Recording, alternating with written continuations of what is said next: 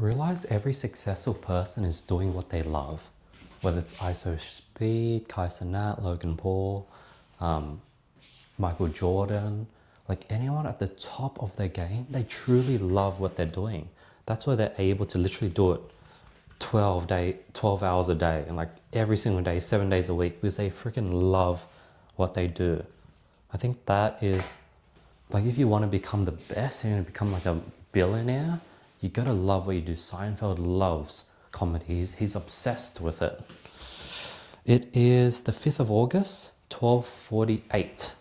Another late start, but earlier than yesterday. Today's the 5th.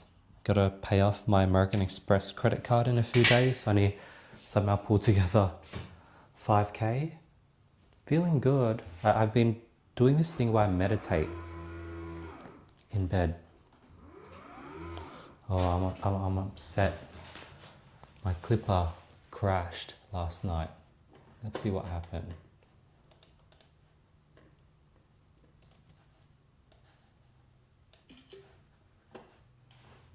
I'll troubleshoot that. This big project that I was clipping overnight, that I was stitching together, I don't know which part it failed, but could you see why it failed? Quite disappointed because it was a big project and I needed it overnight. Okay, let's use the AI tool to troubleshoot what's happened. And let me check my notifications, make sure nothing bad.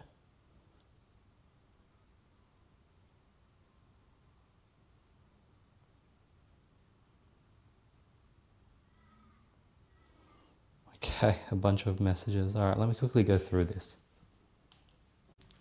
Posted a video that Raymond needs taken down, so let me quickly take that down for him. So it's like, I'm not hating on the coach.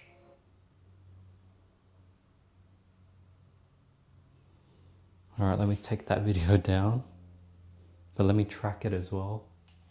Okay, just took it down, let Raymond know. Man, I have so many messages. Mum wants me to check to make sure the toaster's off.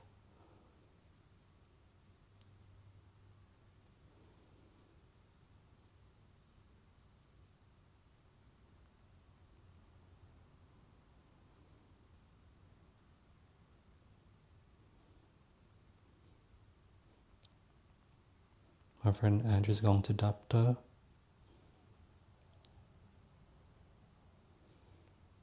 Okay.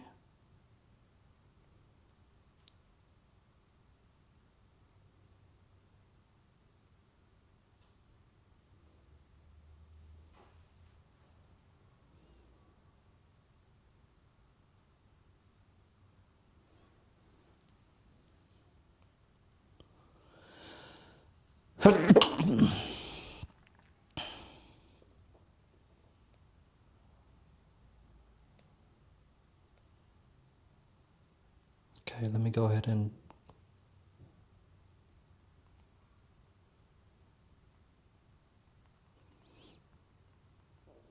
Mum is doing a road trip down to Katara by train to meet my sister. Here's Mum. Last time she did it, she got lost and took the wrong train. Caused my sister stress. All right, let me check the toaster for her. Another bad thing about Instagram is that I'm like following people I don't even remember who they are. Not many, there's probably like only 5 or 6, but still, like,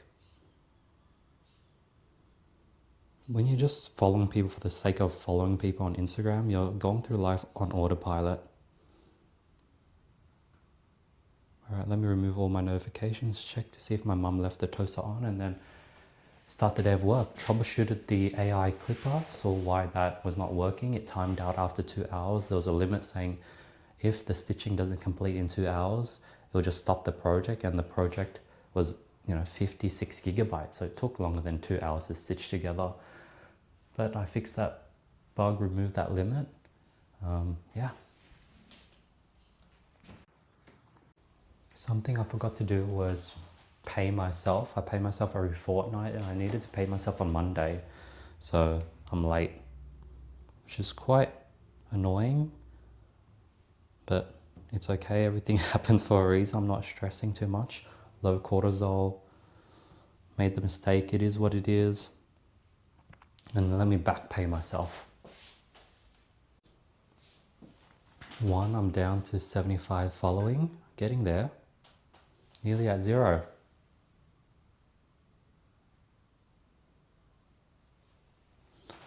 Next, my mum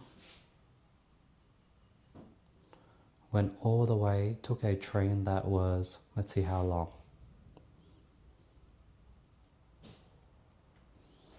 Whoa, that's 3 freaking hours. Took 3 hours to go visit my sister in the countryside where she works to drop off, I don't know what my mum dropped off, but maybe drop off food or blankets or whatever it may be. My sister's workplace. My mum is making her way back home now. And man, I was just thinking how like my mum cares so much and she does so many things like this. It reminds me when I was in year 4 or year 3, we had this sort of family poster where we had to sort of share and talk about our family, and I woke up and my mum was just doing it for me and I got so mad. She just wanted to be a good mother and do it for her son, and I couldn't appreciate it. I was just frustrated that now the teachers are going to think that I didn't do it. They can see it's obviously my mum's work, and like they're going to look down on my project because I didn't do it myself. So I was frustrated in that, but my mum was just trying to help. Just like how my sister's low-key, like she was like so rude. My mum visited her surprise because my mum doesn't know that she's adding unnecessarily guilt on us. Like now my sister feels like, man, I didn't even ask for you to come, Mum. You come 3 hours to here, 3 hours back to just deliver something that I don't really need, and now I feel guilty and I'm stuck at work, so I can't really take you out for lunch. So my sister's holding that guilt on her shoulders, but my mum just really, really wanted to do that. I really want to give my mum the world, but at the same time I can't just... It's what I talked about yesterday. I don't want to be the version, the son that my mum likes. I want to be the son that my mum respects. So I really, really want to be the best version of me that I can be, so I can be that son that she really, really, like, I know the son that she wants and likes and needs, and not needs but wants, but I know the son that she needs and the son that she respects, the leader. That's the person that I want to become for her. Let's get to work. Something I've been doing is I've been listening to my heart and the universe a lot more. So like I won't do a thing, like one of my security camera batteries are dead and I just need to charge it. And I was like, I'll wait until I need to get it done and I'll get it done then. And today I felt an urge. I was like, you know what? Tomorrow I'm getting a delivery from Woolworths, a grocery store, and they sometimes just drop the food in front of my house and they just leave it there and anyone can steal it in the doorstep. I was like, let me change the battery today. Like I feel a huge urge. And when I feel that urge, I listen to it. For example, the urge yesterday when I woke up and it told me, hey, unfollow everyone on Instagram. Like it's something that's been on my mind, for quite some time. And I sort of just, I'm like, dude, there's 100 things on my mind right now that I can do, but I just wait until the universe really pushes me to do it and I do it then and there. And that has been quite a fruitful way to move through life. So there are sometimes these messages I want to send to a friend, like a screenshot of an old message from the beginning of the year. It's like, hey, look how far we come type message I wanted to send to my friend, but I was putting myself in his shoes. The version of me that did that is the likable version of me that is replying to him and sending him this nice warm message. But the version of me that he respects is the person that is busy working and not trying to people please and do an action like this. So let me go back to work. All right, I'm gonna call NRMA to see if I can get a cheaper CTP insurance.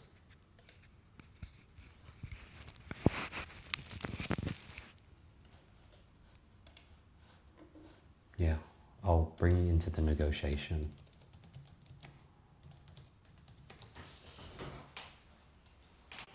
All right, I'm in the queue.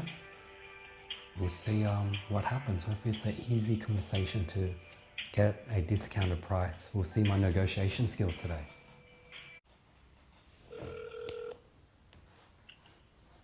Thank you for calling NRMA. My name is Sonia. How can I help you? Hello, is Sonia? Is that? Yes, Yeah, correct. How can I assist?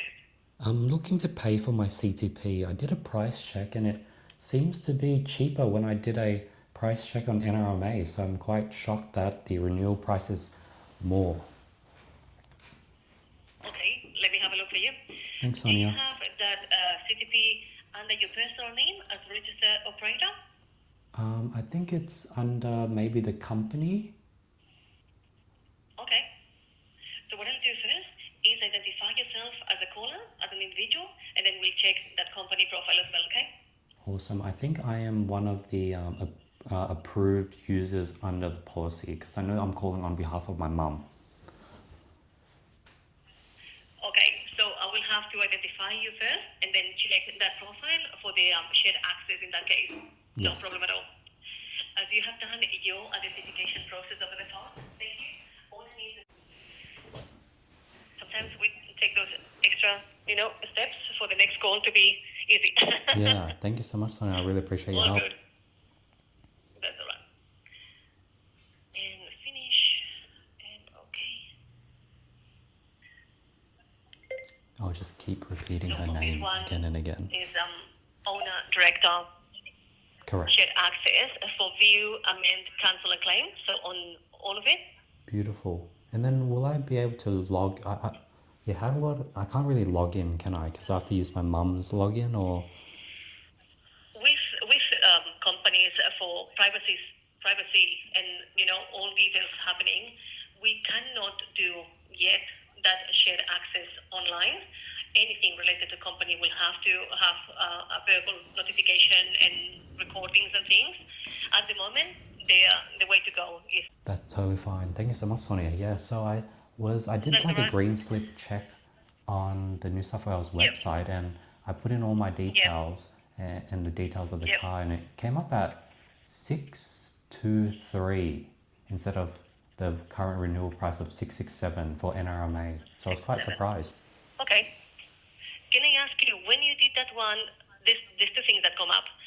First of all, did you put the company as a registered operator or yourself as an individual? The company. Okay, perfect. And second, what happens is, as we are linked to the RMS, we have the final price that we can offer. So sometimes with those compare websites or that one that you go through, at the very end, when you take those other steps, it will recalculate. It has happened in the past.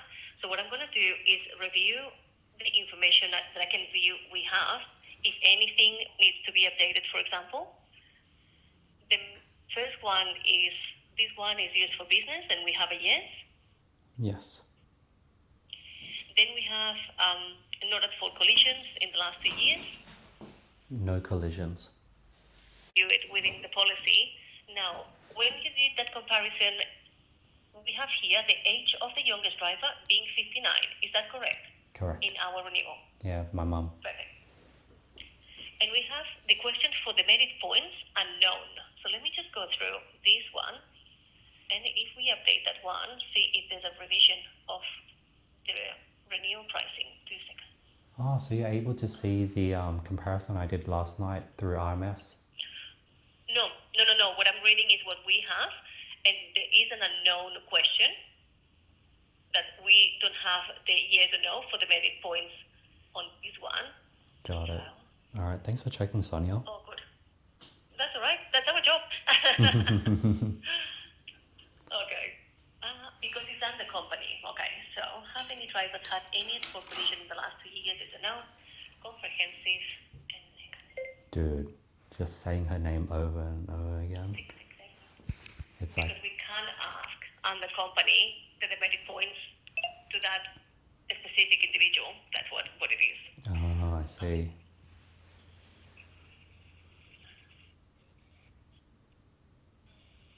4 collisions in the no. Did you put the age of the younger driver under your quote 59 or anything different? Or do we need to change in our renewal? 1969. So the age would be Let me of do the that. youngest driver. It Minus could be that last year. It 26. could be that last year, someone was the youngest driver, but every year on every renewal, you will ask if there's someone coming up, Yeah, a younger driver or 59 different years old. situation. It will just be my mum. Okay, so we got it all correct. Oh. And it's still showing up as 667. Good. What did you mention? 623, is that correct? 623 and 0.41. $623.41 for 12 months. 41 for 12. Okay. Starting on the 6th of August? Starting effective date? Yes. This is what we have. I think so. You didn't do it as of today, for example? 5th of August? It could be anything changing or... I did the quote through the RMS website last night. Yeah. And I put in that date, so Because maybe the 5th of August. So this one, we have effective date starting 6th of August, being tomorrow. Oh, okay.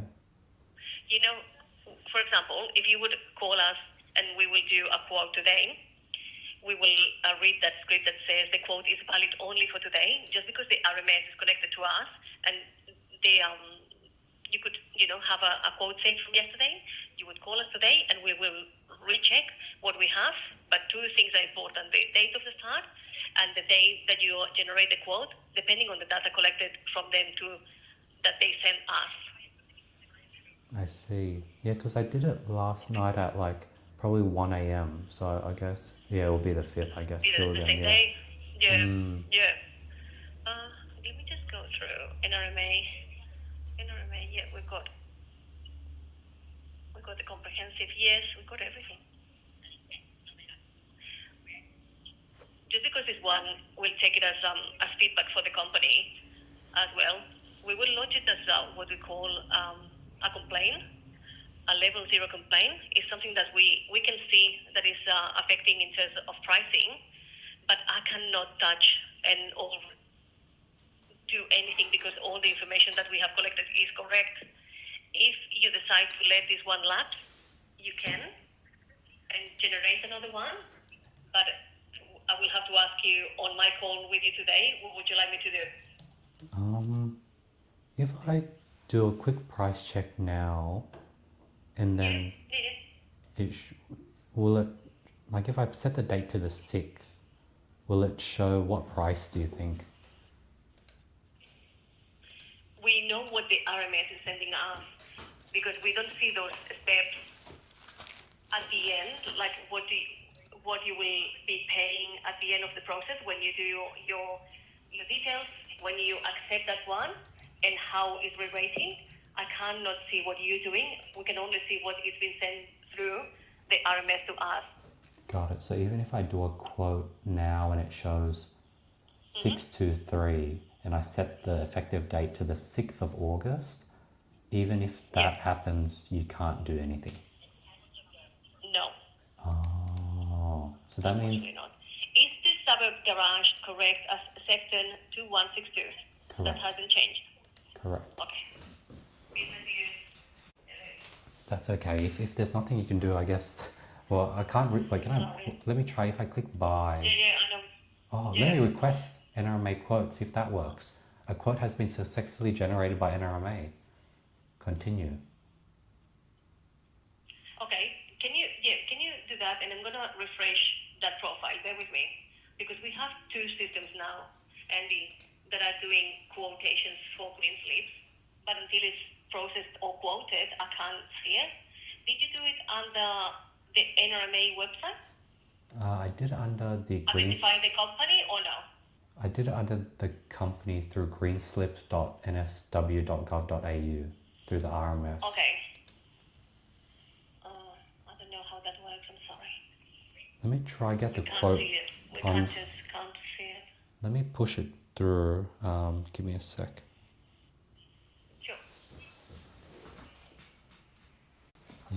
Fingers crossed this quote number works. Can you see the quote number with the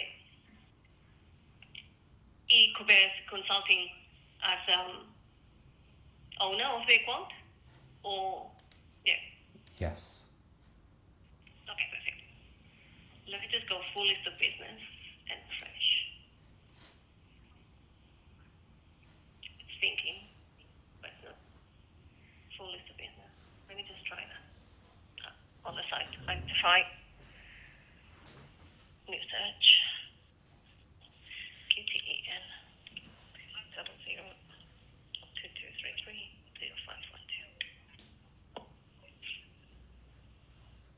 Okay. As it's coming as an anonymous quote. That means this quote has not been linked to the ownership of who is the registered operator of the vehicle. My way to do this is to tell the system that this anonymous quote belongs to that company, and then I can refresh. Do you want me to try and see what happens? Yeah, please. And if it's cheaper, then I Yeah, guess okay. we save some money. That would be good. And you can take this one. If that is the case and we go through the whole thing and it comes at that amount, you can let the other one lapse. But we need a little bit of understanding what is the difference, and for us as feedback for the company to check that all the information is correct. Thank you, So let me Sonia. just do a little bit here. Okay, I have to fiddle a little bit for this one, but bear with me, okay? Take your time, Sonia. No rush. All good.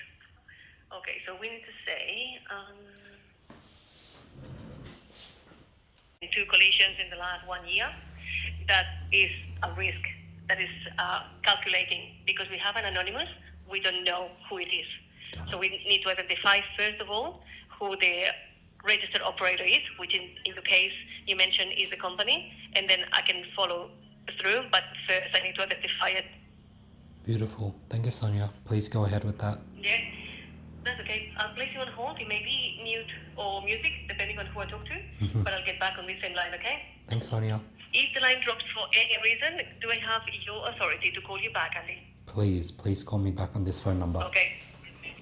I hope it doesn't, but if it does, that is all clear. Thanks, Bear with me. Sonia. 1 second. Thank you. No good. I'm starting to regret calling because I'm going through a bit too much effort to save $40. But at least it's good content. So right now, let me talk you through what I've been doing. 1, calm, not aggressive, not needy, being positive, constantly using her name, making her feel seen, being like, hey, it's totally fine, take as much time as you want. All these many different things is how I'm trying to get her to work and sort of make it work for me. Like, she's trying her best to figure it out for me because I'm being kind, because I'm being receptive, because I'm not being an annoying customer, like, hey, look at this quote, it doesn't, like, I'm not yelling that things aren't matching up. I'm just like, hey, I understand where you're coming from, Sonia. I'm just so confused because I see a different quote. And I'm sort of playing that, I'm playing a role, I'm playing a character that she wants to help. Like, I'm being someone that she wants to go out of her way for. That's the secret to sales. And I just put the register operator as the company. Yes. Now, I need to reconfirm, please. Correspondence address. What is the correspondence address that we can keep? This one, please. Of August. But is it correct to say that this one needs to start on the 6th? Yes. As per renewal? Yes. Okay, thank you. I'm just changing that detail as well, okay? Cool. Now, I'll have to go through all the information because we have added now the company. Can you just reconfirm this one has an existing ratio in New South Wales? Yes. 3 months is 173.55. 173 point. Okay.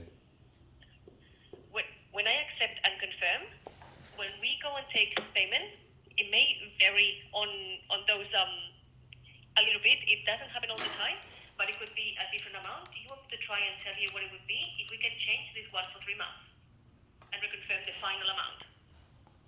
Got it. So at the 3-month price, it ends up being more expensive, I guess, right? Yes, it always is. Yeah. Okay, and if you do the The 12-month as well. option, how much does the 12-month option cost? The 667 that we had, I'm just checking on the other side what the quotation on this one as a full price, but it's giving me an error. So at the moment, I cannot reconfirm what the new quotation will do. I'm just checking with that other department. But I thought if I can clear your question of the 3 months, yes, we can do on the renewal, but I'm trying to check if we can do it on the new quotation. And if that was the case that the system gave you 3 months, what was the amount? Because I don't have the 3 months option available on the new quote, only on the renewal. Got it. Could you get me the 12-month pricing on the new quote? Sure. That's what we're trying. All good. Thank you so Awesome. much. Bear Thank you, with me. Sonia. We appreciate it. Thank you. All good. I'll put you on hold one more time. Perfect. Thank you for your You're patience. amazing. 1 second.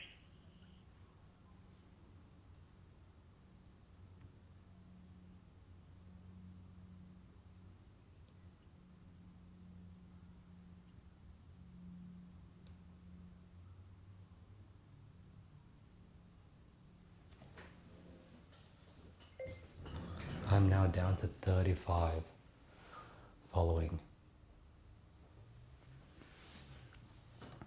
I'm feeling good. Feeling good. Let me also go make a protein shake while I'm waiting on call. Man, I've been on call for 50 minutes. That 50 minutes to save $40, I regret it. Create a quote that is under our system and not the green slips for that not to give any error, because I could not proceed on that one, just to reconfirm that that quote is there, and then read all our scripts that we have just to make sure that the answers are correct. Okay? Yes. All good. Let me just go through, because sometimes it gives it as a quick quote, which we don't like. We do the full application and all the information. So can I reconfirm that this one will be under register of radar the company, e-commerce consulting, BDY Ltd? Error comes again. Oh no. The term, the chosen policy term is not valid.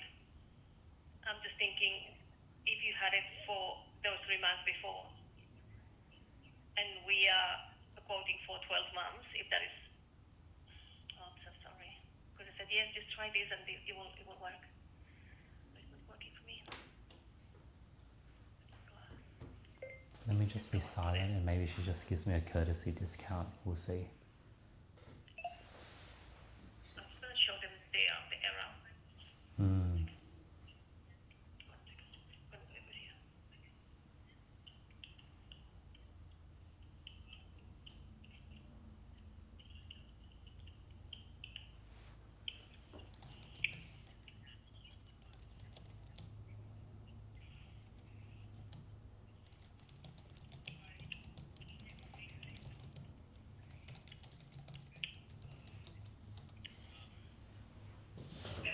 They're going to try and contact me. I'll place you on hold, Andy. Sorry Take your about time, Sonia. It's okay. At this point, it's a battle of nutrition. Who gets tired first? Either she gives up and just gives me a discount, or I give up and I'm like, hey, fuck this. Because it is a business, and we Does have GST, so I think we have to keep it as a yes. okay, bear with me, please. I just need to edit policy transaction. 1 second.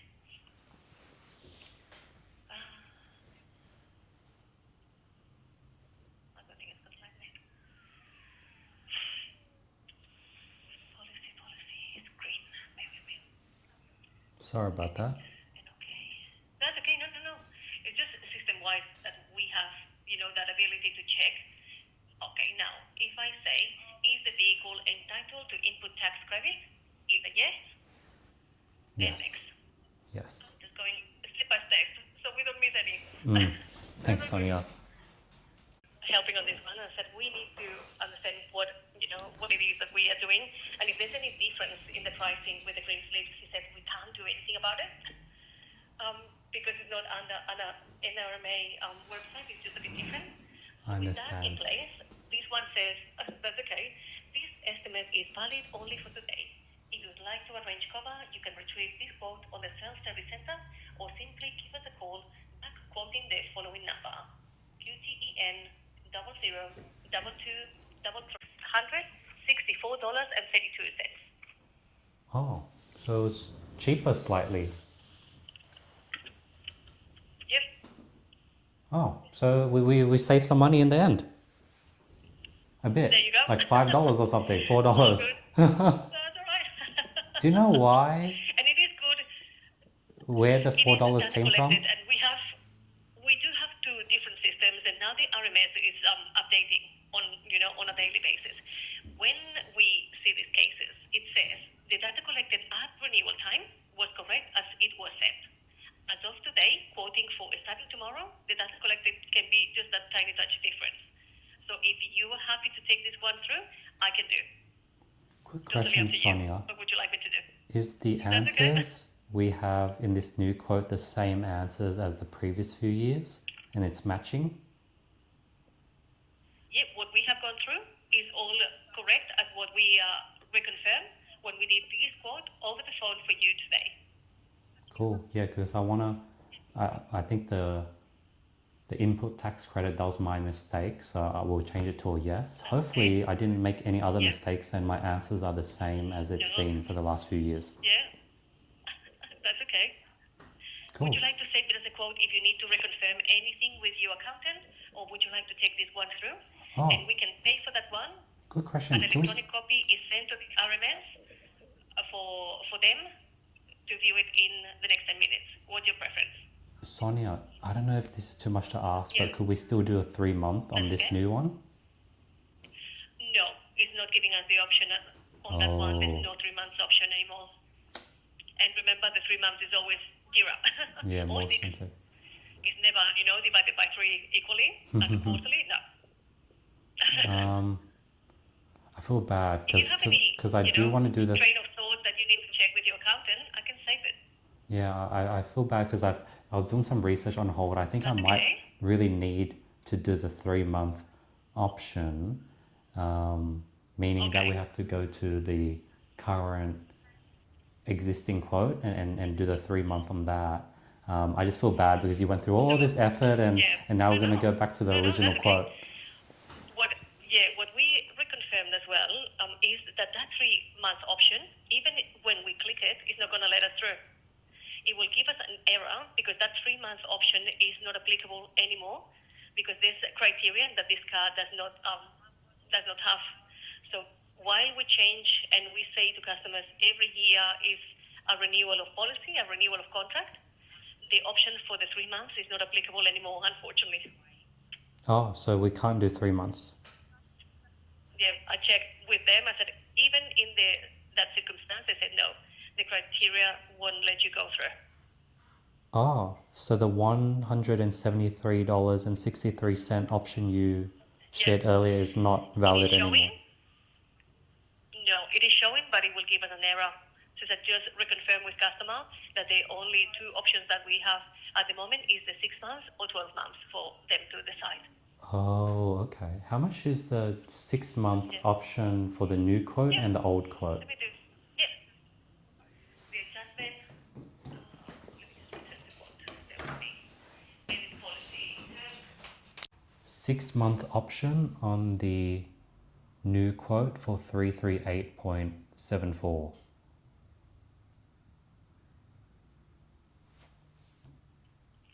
Let me just readjust that term. 1 second. Oh, so funny. We end up saving only $2 or $3 after 1 hour of chatting. Goodness,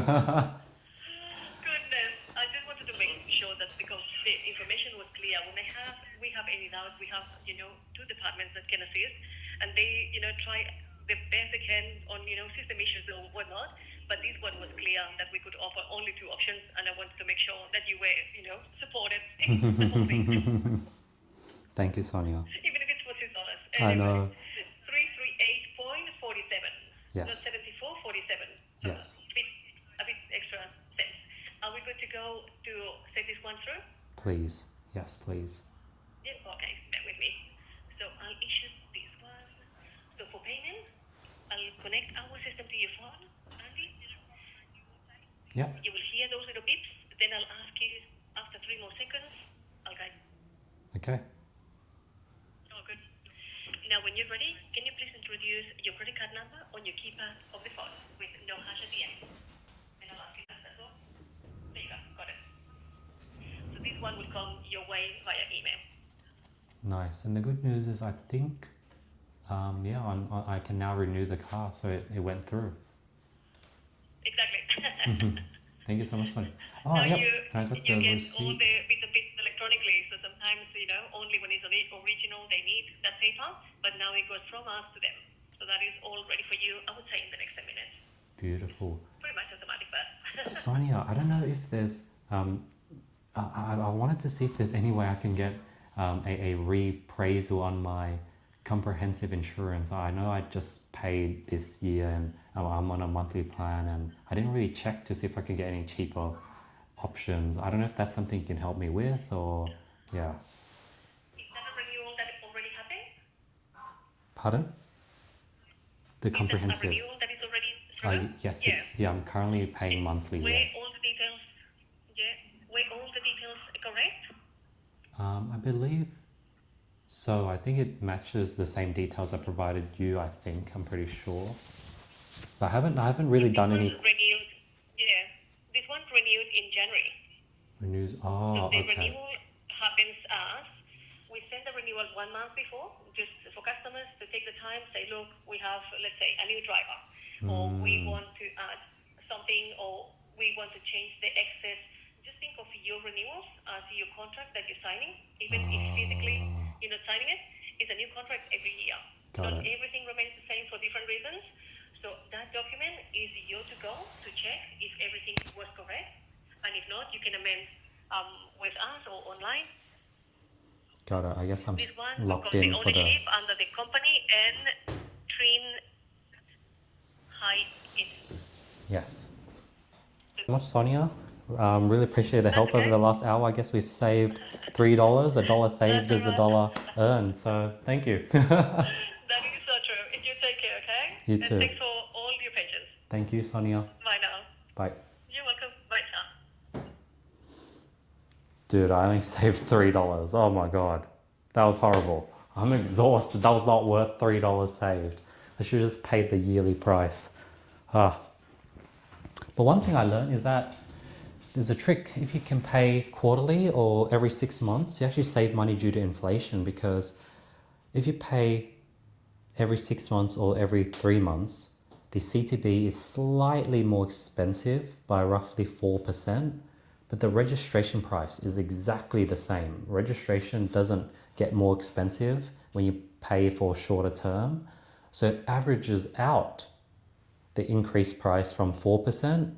If you distribute it over to the cost of the registration, it only ends up being 0.7% more expensive, which is much less than inflation. Inflation is like 3 to 5%. So you can save money by paying on shorter time frames for your insurance, registration, etc. On another note, I'm down to the last 18 people that I'm following. I'm nearly down to 0. I can feel like once I hit 0, it's going to be a huge relief, a weight off my shoulder, and like, I did it. Like, it's going to feel free. The fact that it's heavy and it's difficult mean it is a weight on my shoulders. Like, if me following 600 people wasn't a weight on my shoulders, then it should have been easy for me to just unfollow everyone. But the fact that it was difficult means it is an existing weight on my shoulders. So I think I'm going to feel much, much better afterwards. Now I'm going to go ahead and pay for my car registration renewal. That's going to be $500. And I'll show you.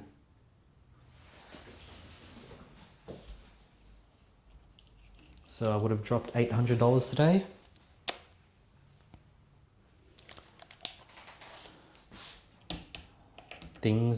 But I think if I had another car that wasn't a G-Wagon, it'd probably be just as expensive. I think these prices are quite standardized. So yeah, that's $800. I think I did the math. It cost me $4,000 a year just to maintain the G-Wagon. Expensive. Huh. Man, I wasted so much time on that call. Now it's 4 p.m. already. I need to rush to the post office, send off my tax return, send off the shirt I sold yesterday. I might also go thrifting because it's Wednesday. I can get some discounts.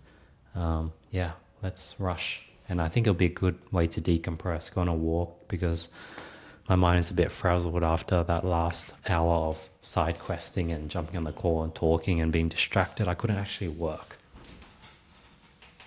I was just thinking about how yesterday was such a challenging day, and today I'm walking to the post office. The sun hasn't set yet. It's a beautiful blue sky. Today is like much easier of a day compared to yesterday. I'm down to 18 following, gonna hit 0 there, save $3 on my car registration, and got more educated about the difference between quarterly, bi-yearly versus yearly payments, and I can save a bit more money and cash flow by doing that. Money-wise, I'm gonna have to scrape together some money to pay off the credit card tomorrow. I have a meeting at 12 a.m. today for a potential podcast. So still lots of things going on, but mentally I feel like I'm in a much better space. Yesterday was just like mentally tough. All right, let's go. I was just thinking about how my different friend groups have sort of grown into different pockets, and how the pockets I'm not in are usually attracted with a bunch of people that I'm probably not as close with. And how, man, the old version of me that would have said yes to everything and done all these things, like right now I'm already struggling to breathe, but I'm enjoying the sort of the drowning in the stuff I love. But yeah, like I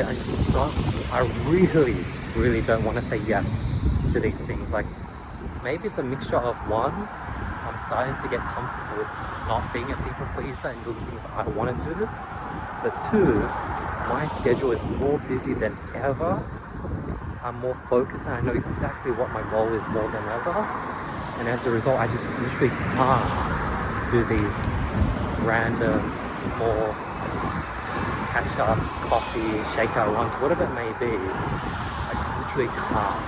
Like it's not because of the things that are really important that I have to do. I just can't squeeze these very non-important, non-valuable things in. On the other hand, if I know a friend really needs me, I'm there. I am there. If I know you need me, you need my help, I am there. But if it's anything but that, I just can't. I'm just too busy at the moment.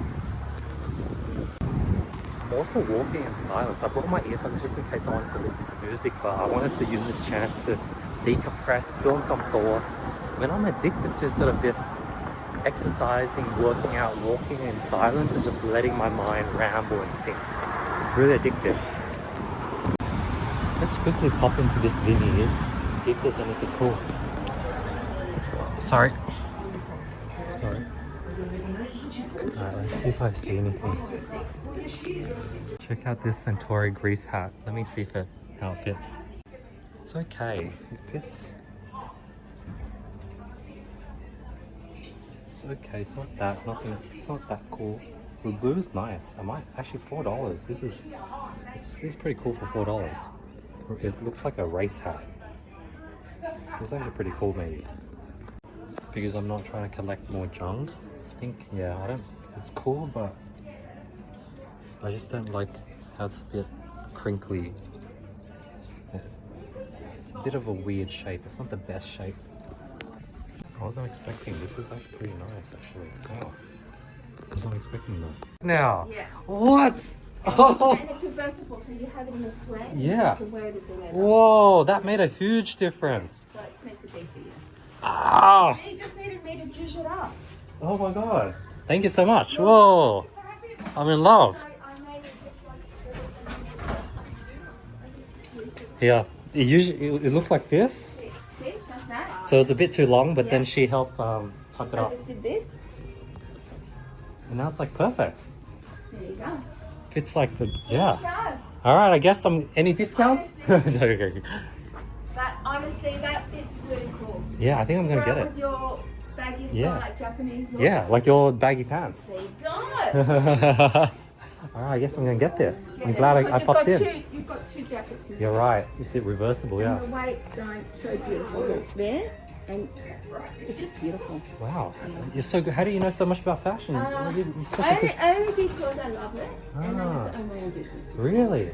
Did you have your own clothes or... I used to have a shop in Bondi Junction, Oh, what did you sell? second-hand clothing. Really? But more than luxury.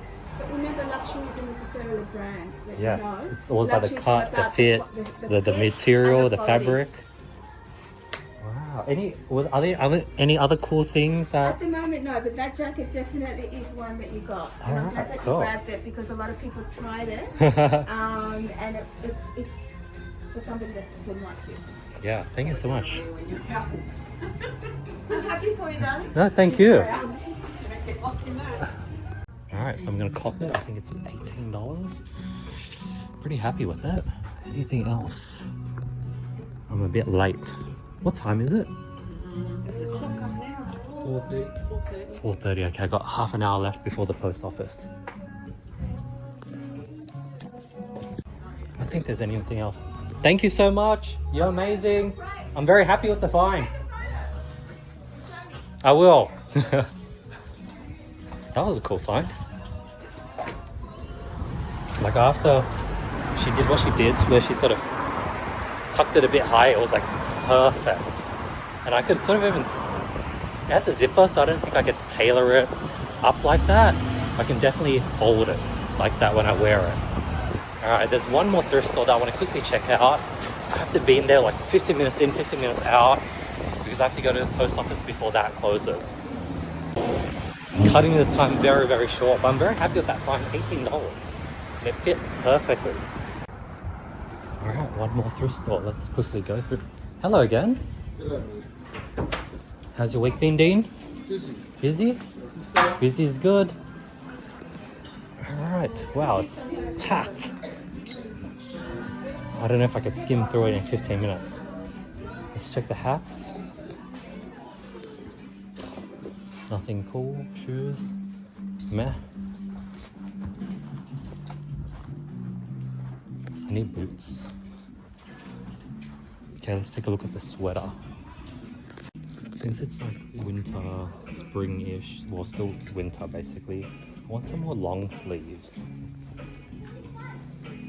It's hard to find some nice fitting long sleeves. This is an epic bowling faded vintage shirt. Let's try this. Hopefully, I don't know, the cut looks a bit weird. We'll see if it fits. Good hug fit, but I don't like how the sleeves pop out. I can tailor that, I think. I just wear it without a shirt on. This is cool. I need to figure out what to do with the sleeves, but it hugs the body perfectly, and I like the bowling and the faded look. It's cool. Get it, $5, worth it.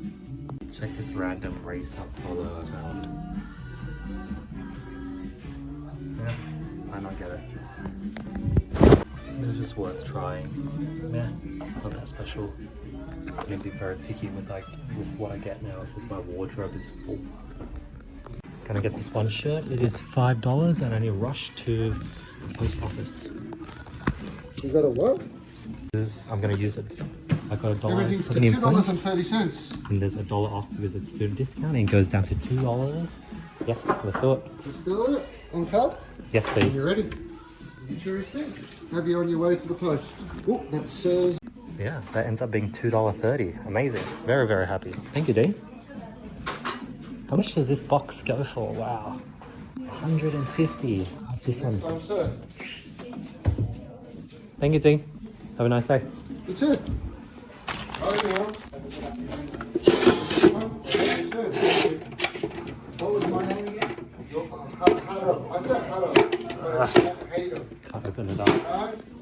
Quickly try these UGG boots. They're like $50. Let's see if it fits first. It fits just right. It's very tight. There we go. Yeah, I don't like the style too much. Alright, so I got the jacket from Vinnie's, that bowling shirt from Salvo's. Now I got like 2-3 minutes to rush to the post office. to ship off the eBay shirt I sold yesterday and my tax return for my company, my holding company, and my trust. All right, just before closing. Sandy! Perfect timing. Are you open? Yes. I'm going straight to Sandy. Waiting for you. Wow. Late today. I know, I was waiting to the very last minute. I was waiting until you were free, Sandy. Let me get the items I need to ship. Okay. Not international. Oh, one international. But I did the prepaid method, so you can just scan the it. one, okay, the one with the ID code. I don't know. The one online that I gave you the thing. I did one through eBay this time. Let's see if it works. No, just on the wall. So On the when you wall. go, turn right. Ah, here it is. So this one will go to here. Okay, so this one you already Paid, prepaid. Yes. So I just So that one's lodged. So this is the ATO tax documents. We'll see if it's cheaper to just send it in the Red Bull envelope that I received, and I'll probably scribble it out. cost you $5.10. Oh, cheaper. Then I'll do that. You do that one? Yeah. Oh no, they're locking me in. You can go. All done. Okay, cool. Thank you so much. I'll take a quick photo of that. Beautiful. Thank you so much, Sandy. Really appreciate that. No worries. Sorry for keeping you guys open for an extra minute. All right, see you guys. Have a beautiful week. There's someone outside. Because our door's not. Yeah, doors are wet. Doors are wet. Yeah,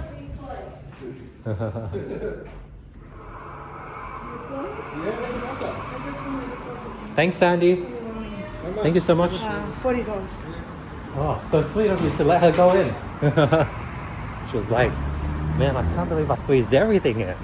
Got a new shirt, got a new jacket, posted off the eBay item, posted off my tax return, took photos for evidence.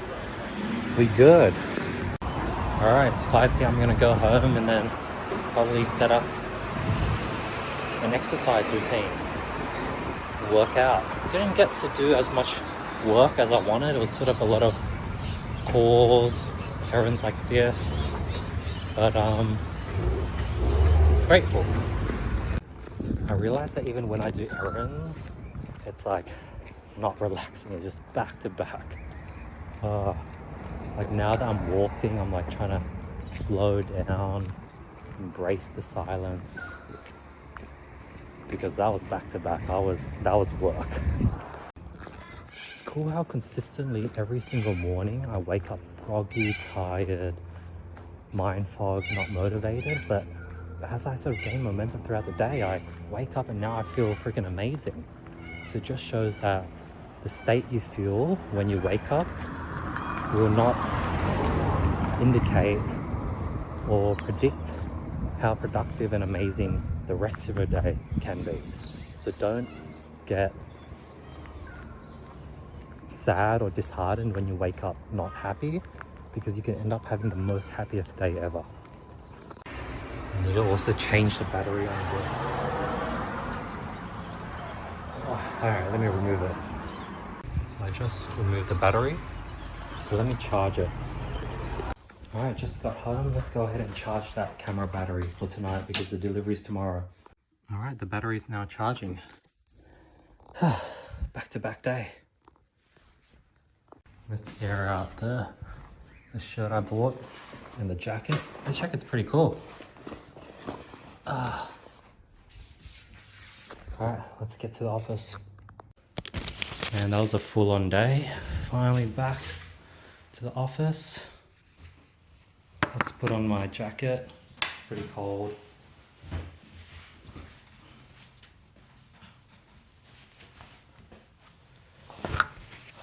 Let's reset by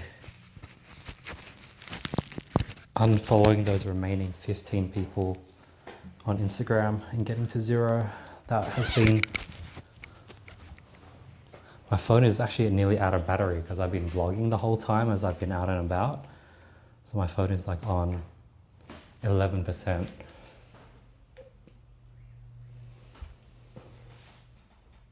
There you go, you can see the 11%. So let's recharge it.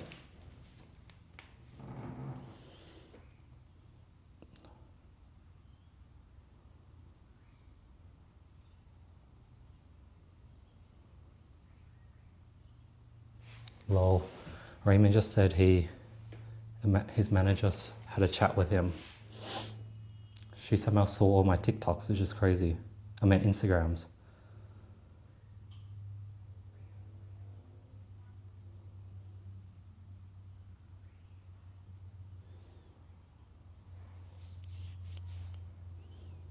Let's go to my main Instagram, 18 following. Let's get that down to 0.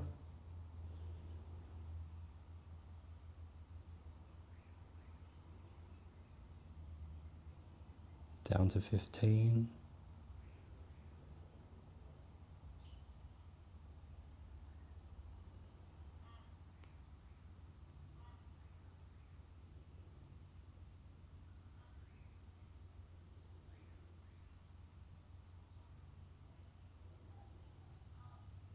Down to the last 8. And some of these people I don't even know and I'm probably never going to talk to.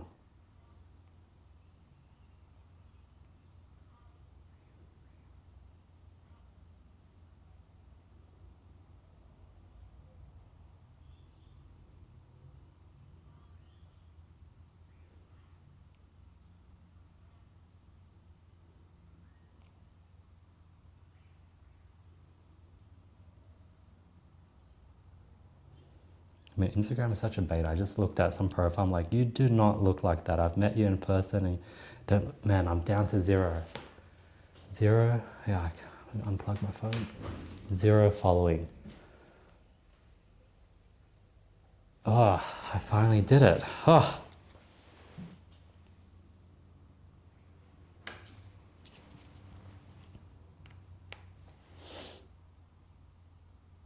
Okay, another person's complaining about my content.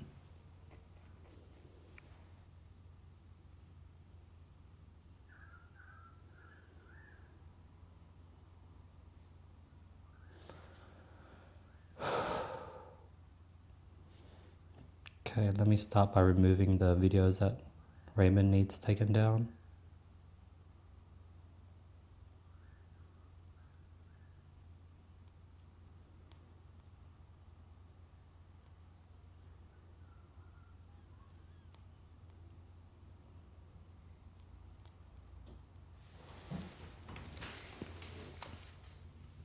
All right, let me remove some videos.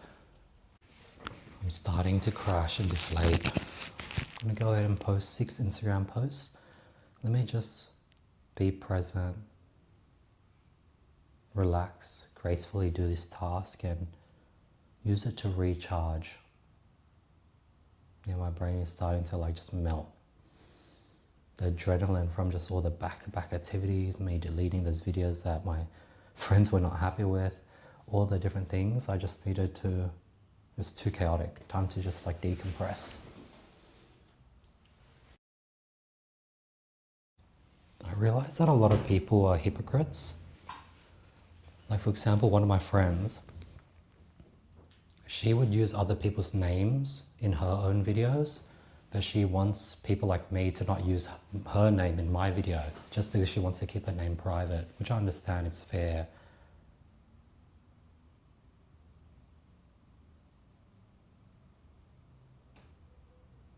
But I think there's like the hypocrisy there.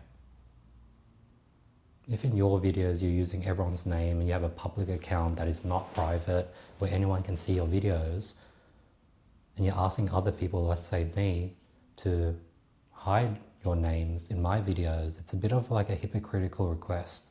But obviously I'm not gonna do something and force something. Like if you want to be private, then I respect your privacy. I'm not gonna mention your name in my video, but I'm just quite in awe of the hypocrisy. But I realize that's just part of human nature. Humans are hypocrites, and they'll expect something from others and they won't do it themselves. I guess it's selfish, it's narcissistic, as I'm saying in that. A person that expects someone else to do something for them, that they won't return that same gesture, not only is that hypocritical, but that is quite a selfish and narcissistic trait of like, hey, I expect you to always drive out to the city for me, but I wouldn't drive out to the suburbs for you. Yeah. This vlog is something that I've been doing for myself, and it has been the medium for me to be authentically me and authentic and honest and raw. But I realized that, I don't know how, but the clips, even though they're on like different accounts that my friends don't follow, they see these clips. And then some of them might have complaints about these clips. Because when I show up in person, the new move has already been to just match them and meet them at their frequency, meet them where they're at. And this vlog is meant to be the medium for me to be just honestly me. I saw this clip about Iman Gadzhi on how he talks about how you shouldn't air your disagreements in public. You want to, like, let's say you're having lunch with a girl and she does something that you're unhappy with. Wait until you go home and text it to her. Don't address it to her on the spot in public. And I'm like, okay, does that apply to this vlog? Okay, I think the decisions, the new moves I'm going to make is one, stop mentioning names, keep all my sort of stories, realizations, like if I refer to someone, give them a code word, give them a code name, give them a fake name, but don't mention their name. I think that's one big thing I'm going to change and fix. And I want to keep just having this medium be the only chance that I can be authentically, vulnerably, honestly me, because I don't really have that opportunity elsewhere. So let me keep vlogging for me, not care about what people think, but let me start not using people's names. I think that's something I should definitely change and improve on. I was already going through massive growth spurts prior to this vlog, but I think this vlog over the last 5 days, it's just catalyzed another huge growth spurt, and my frequency has shifted even further. And in doing so, I'm noticing like even more friction than usual. It's like, whoa, what is happening right now?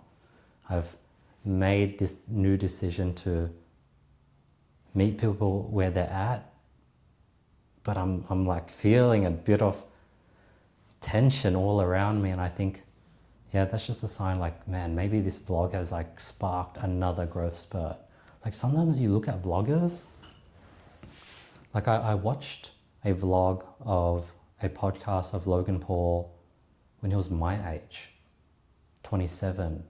He got into the WWE. Like I'm watching this clip and I was like, dude, that guy seems like a full-fledged like adult. He does not sound like a 27-year-old.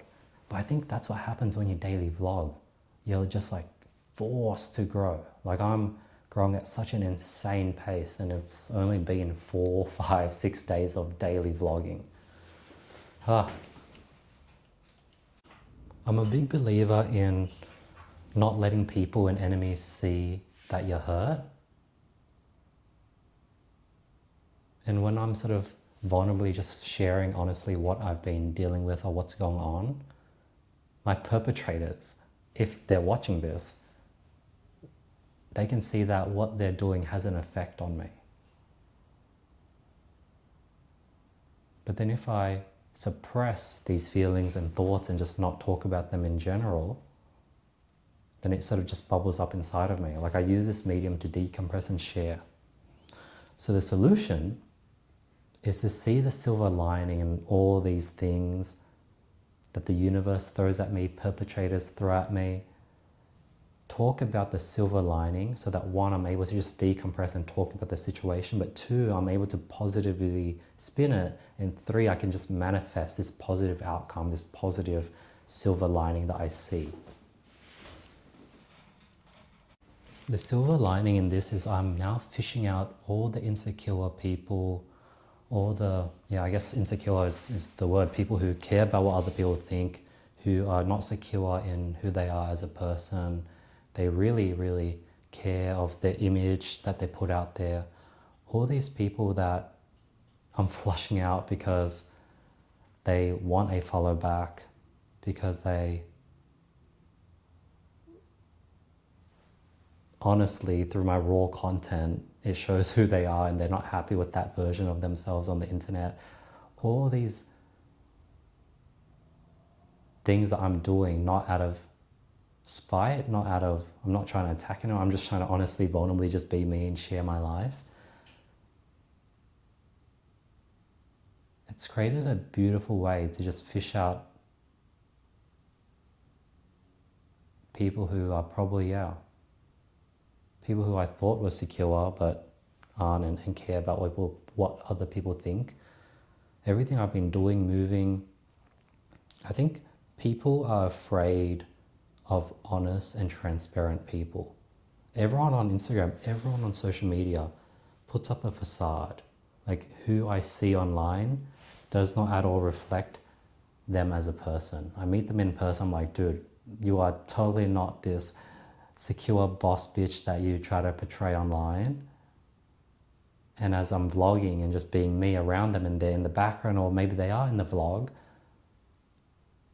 it shows that real person that I see. And of course they're not going to be happy when that goes online, because they've spent a lot of time creating this boss bitch, this pretty facade that they've created, and me just vulnerable, authentically just vlogging my life, I catch them authentically, and yeah, they're not happy with themselves, I guess. Ed is calling me right now. It's probably cycling home, but I'm sort of in the thick of work.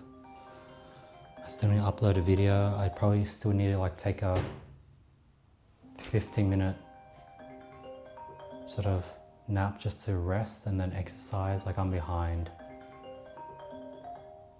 I can't show up the way I'd wanna on the call.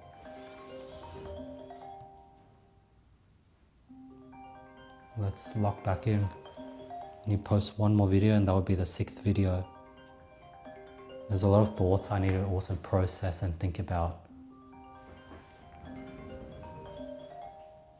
Man, what a chaotic day. So much going on. I thought yesterday was hard. Today is slightly easier-ish.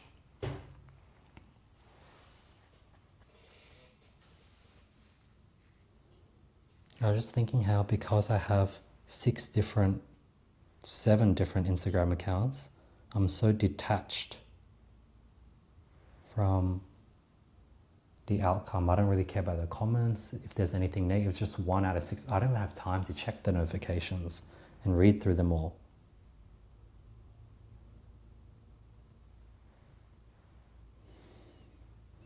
So it's like a bit of a cool superpower. All right, let me post this last video and not get distracted. Oh, Ed is ringing again. I'll quickly pick up. Yo, yo. Hello? In the middle of deep work at the moment. Are you? Sorry. That's all right. Yeah, how's everything before I let you go? Good. Everything's good. I was keen to talk to you about the YouTube videos and stuff like that. It's okay. I will leave you be. Yeah. Will leave you be. Chaotic day, but I'll get back to you soon. We'll chat soon. My brain is like about to explode, but it's okay. We'll chat soon. So, are you okay? Yeah, just checking in with you guys as well. Feeling good. I think let's do like a quick summary. I think the last 48 hours, a lot has been going on, trying to manage the storm, walk through it, be graceful with it. But I have a good feeling that all the temporary letdowns would lead to long-term gratitude. I'll leave it like that. I shall bookmark that one as well. Okay. All right. Safe cycle. Don't get hit.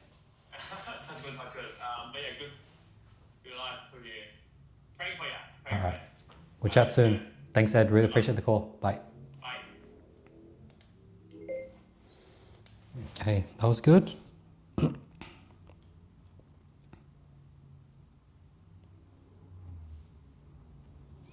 usually my people-pleasing nature Man. would not be able to do that. But I think that's a good thing. When you're like, life is literally maxed out, This is so funny. like I'm forced to do that. I'm forced to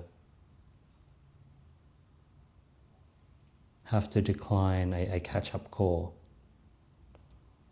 I picked up because I wanted to make sure it wasn't anything urgent or important, and I wanted to be a good friend in that way. But upon finding out it was just like a small catch-up, it was like, yeah, right now there's too much going on and I can't do it at the moment, but we'll catch up soon. I'm very, very glad with the not boundaries, but me having the guts to let people down. The courage to be disliked. That's a very important book. Wow. Let me thank Vinny for recommending me that.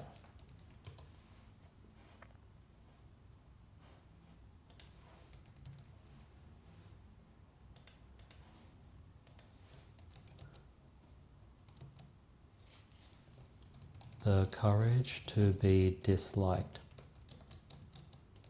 This quote just popped into my mind thanks to you.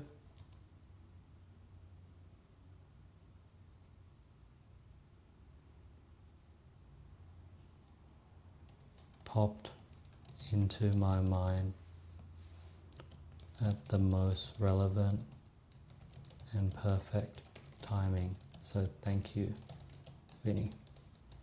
I still have that 12 a.m. meeting that I need research for as well.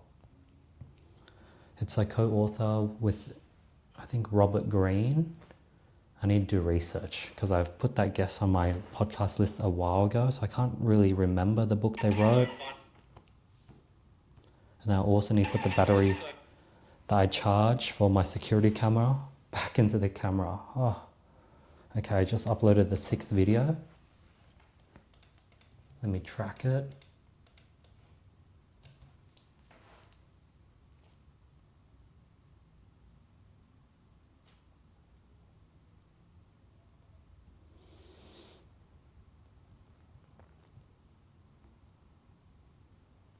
Cool.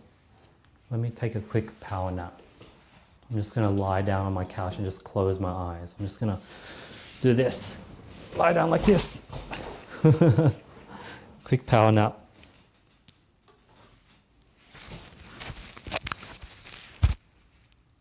I just woke up from a 15-minute nap. And I was just like lying like this, napping. I feel much better. Feel a lot better. I have a bit more clarity on the different decisions and priorities of things I need to do today. Yeah, wow. I feel way better already. Oh, my hair's a bit messy. Feeling the joys of life again.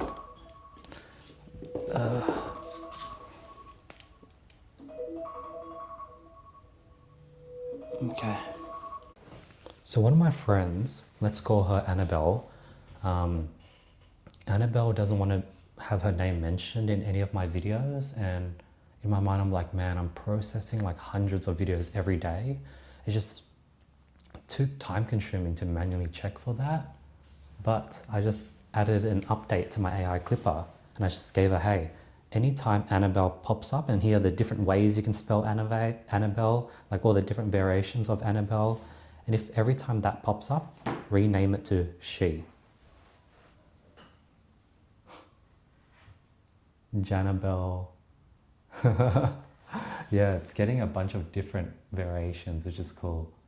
And anytime that name pops up, it's going to rename it to she. So that's a good solution. Wow. That nap is like bringing a bunch of... Einstein used to do this. He used to, when he had a problem, he would hold a spoon on his hand. It would fall asleep, and just before he would doze off, it would drop and it'll wake him up, and at that moment he'll come up with a solution. And that's how I feel right now. Let's go into the workout. I just thought of my friend Andrew, so let me quickly send him a voice message. It was a thought that I had, but I didn't really process it until now.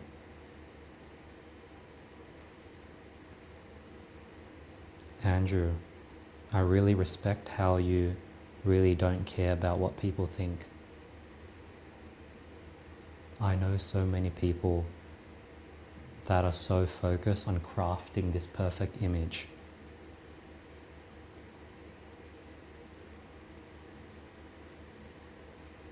And upon that being ruined, they get so angry. But you truly, securely don't care about what people think, and it's very good.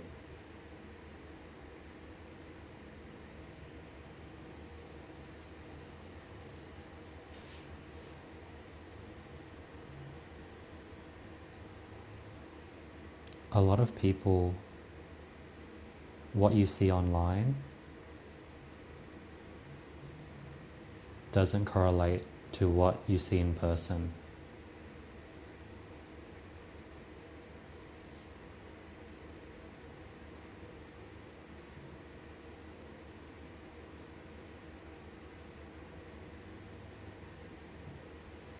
Cool. All right, let's keep progressing through the day. It's 7:47. Have a meeting at 12 a.m. that I can't forget about. Also, let me minus 18 minutes from the timer. Minus 18. Cool. I'm gonna post some videos, clear some email, and then get the AI coach to give me a workout. I'm also gonna update my editing team. Heads up team. When you, in subtitles, headlines, don't use Annabelle anymore. She doesn't want people to know her name. If her name is verbally said, that is okay. No need to bleep. She just doesn't want text. You can use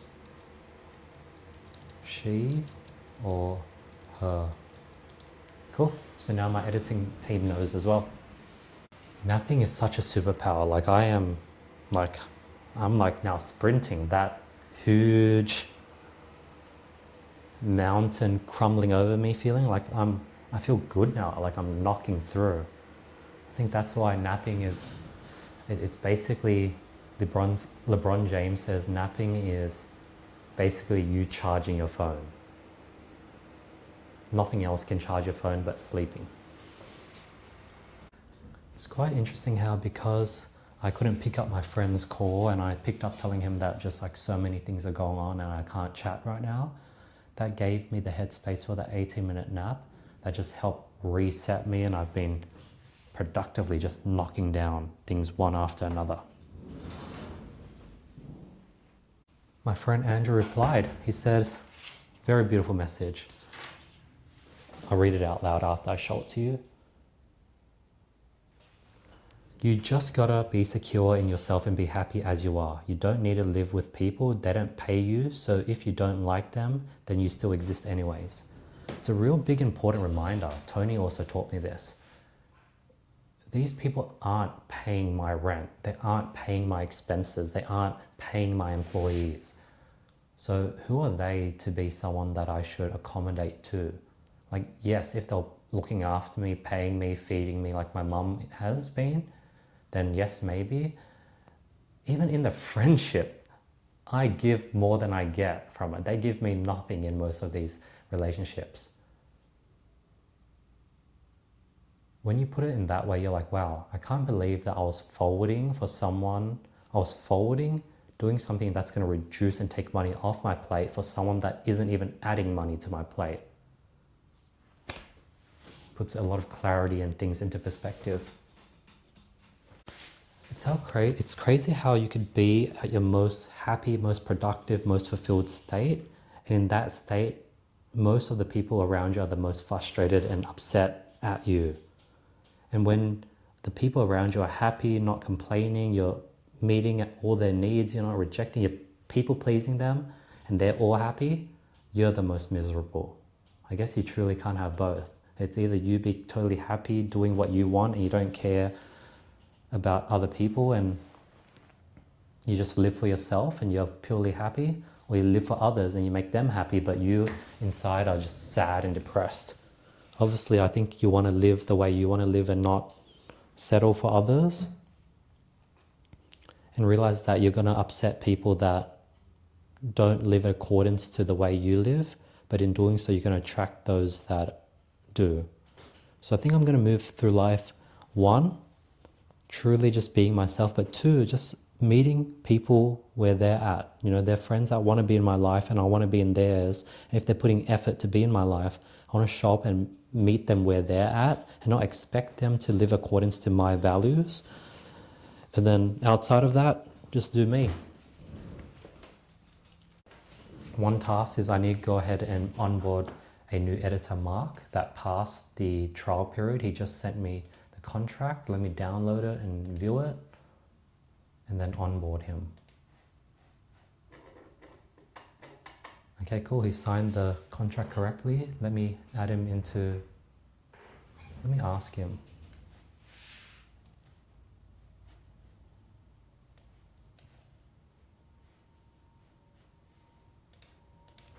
Because Filipinos, they usually use GCash. I paid him GCash previously, but he sent me his bank details in the contract for BDO Unibank. So I just want to confirm with him.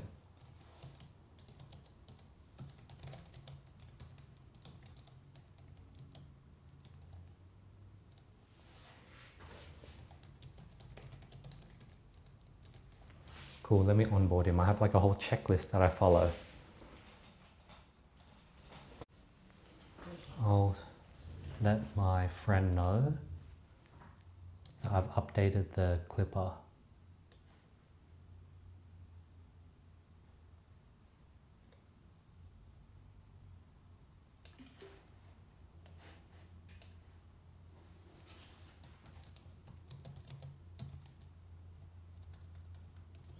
Updated my clipping app to... Let me brainstorm. Do I send that message or do I just show with actions, not with words? So sometimes sending messages and showing like, hey, by the way, I went ahead and did this for you. Like for example, if I took a photo and sent it to my family group chat saying, hey, I took in the clothes that you hung out, my sisters will automatically think I'm trying to get credit, or I'm trying to say, hey, look at me, I did something good for the family. So in that setting, it's better for me to just bring in the clothes and not say anything at all. So that's what I'm thinking about when it comes to this situation. And I'll just sort of listen to myself and one, listen to the universe, two, put myself in that person's shoes and find the version of me that they want, that they respect. And in this scenario that I just thought of, I think actions speak louder than words. If I meet her in person, I could let her know I updated the app, but there's no need to front and be like, hey, I went ahead and did it. I fixed my mistake. Because she's sort of very similar to my mum, where my mum would prefer me to just change and implement what she wanted me to implement versus me telling her, hey mom, I did it. Like that sort of low-key pisses her off. She wants a man that does the change, and upon her seeing that, hey, I did it without even saying anything, she'll appreciate it more and she'll be like, hey, thank you for making that change. I realized that you did that. So the multiple steps for onboarding is one, download the contract, two, go to my employee file and add the details in. And in doing that, I'm going to add in their birthday, their onboarding date, their salary, all that jazz. And then I'll add their bank details into my Wise account as a recipient. I'll go ahead and also invite them to the group chat. I'll keep you updated. Let me do it one by one and I'll cue you in. So let me go ahead and add his details onto the company employee file. I just put in his birthday. He's born on the October year 2000. Man, when I started my business 8 years ago, I was the youngest person in my team, but now I'm starting to hire people, and yeah, majority of my team is younger than me. Looking at it, I think there's only 2. Joseph no longer works with here, so I'm going to write no. I'm going to hide him.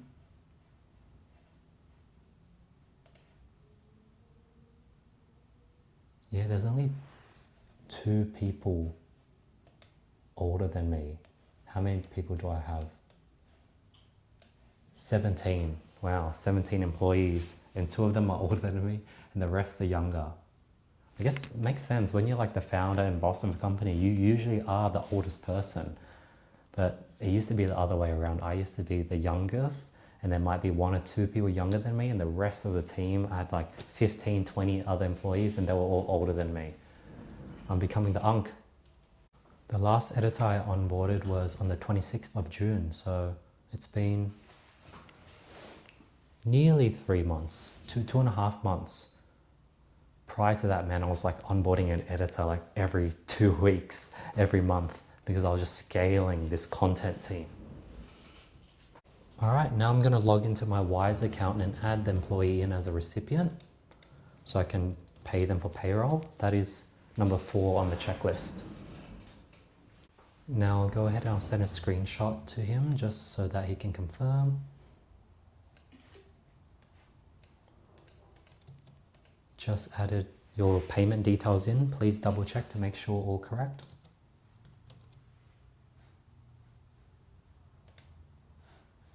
He's pretty good at responding, so I'm really glad. A lot of these editors are like falling off in this trial period.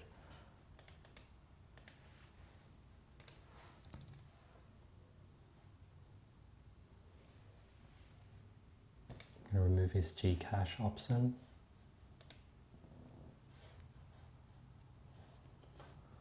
Okay, next on the checklist is I need to add in the $10 bonus referral for whoever referred him. In this case, it was Kyle that referred him. Kyle has referred a lot of good editors, good employees, so I'm grateful for Kyle.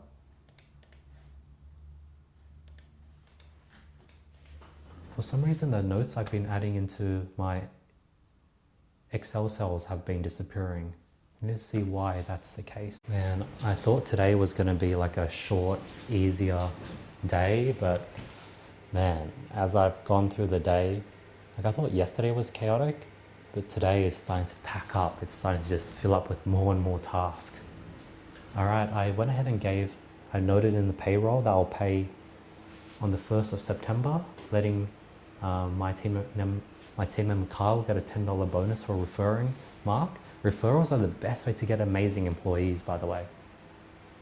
So the next step is I'll go to my WhatsApp. We run all our communications on WhatsApp. I used to do Slack, but man, it got so expensive. Paying $7 a user, had like 20 users. It was like over $100 just for communication. But we use WhatsApp now, and WhatsApp is like even better, to be honest, because it's like directly to their phone. Okay, let me add his contact to WhatsApp. Then let me go ahead and add him to the company group chat. Studying.com team.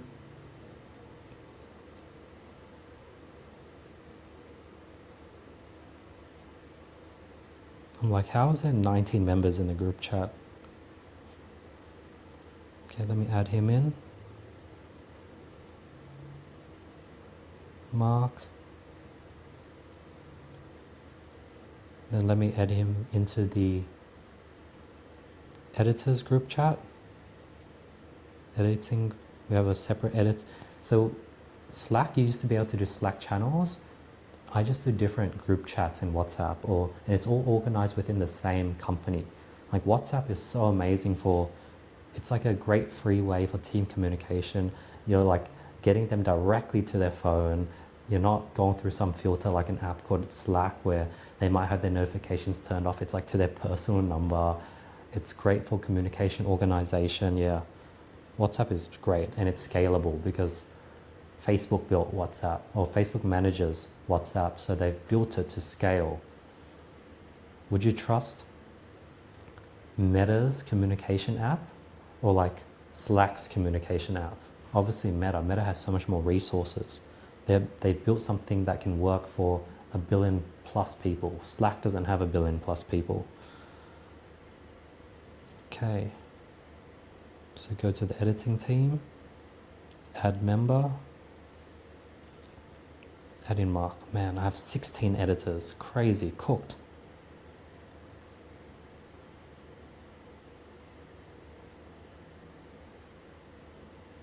Wow, so many. And now I send a welcome message.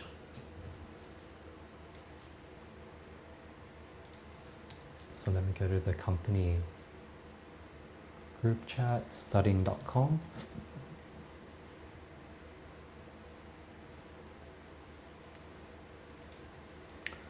Hello everyone, please welcome Mark.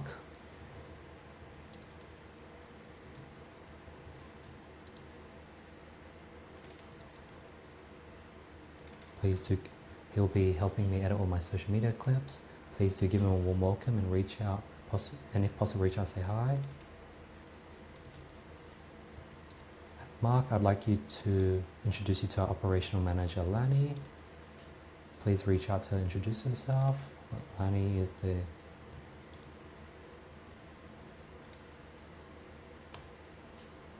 and then now I'll also add Kyle. Thanks so much for the successful referral. I will give you $10 bonus.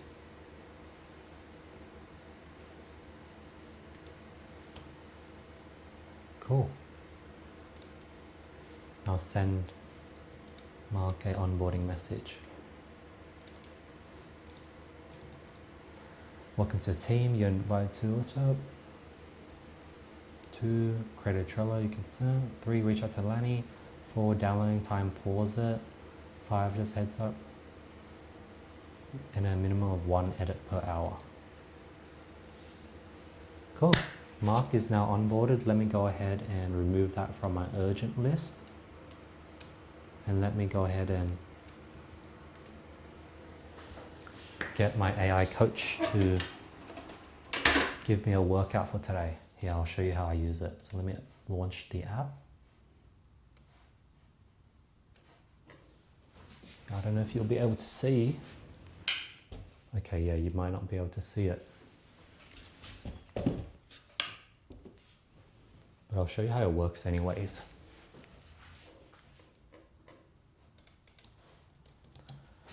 Hey there, I spent probably around 45 minutes to an hour going on an afternoon walk to the post office to send things off, and my legs feel pretty good. Shins may feel a bit tense-ish, but nothing hurt. It's currently 7:26 p.m.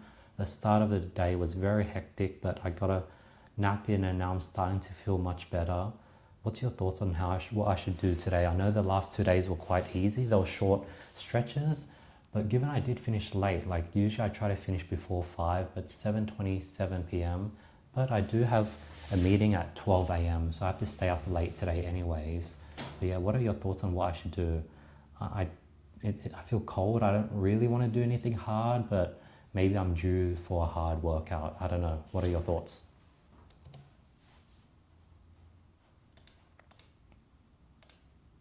So crazy. Like I'm speaking to AI as if it's a real coach, and I literally built it that way. It is literally a real coach. So I give it that context and it will prescribe me a tailored, personalized workout routine for today. And it will take into account the 338 prior workouts over the last 3 years into context. And it will focus on the last 2 weeks worth of workouts just to see where my health is at. The only thing it doesn't have right now is access to my Aura Ring score, my sleep data. I think that might be the next step, integrating it somehow, finding like an API from Aura and see if I can link it in and can attach all my scores. Let me search that.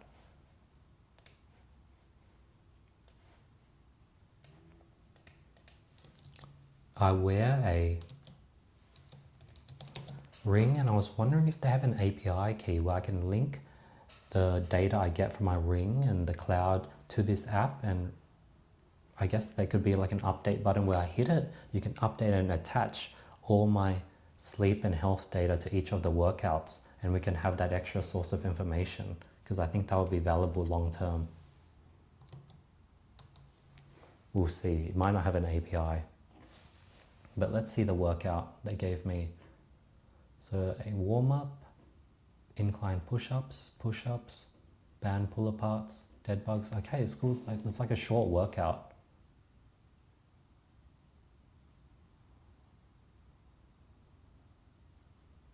The last 2 sessions were easy, but that was intentionally de-ramping, not hard training. Oh, he wants me to train for Sunday.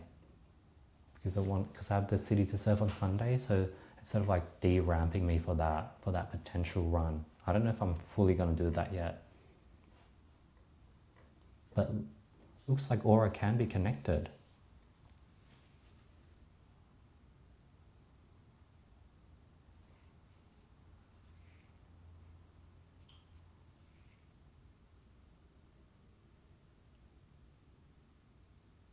Wow, I can provide like oxygen, workouts, heart rate data.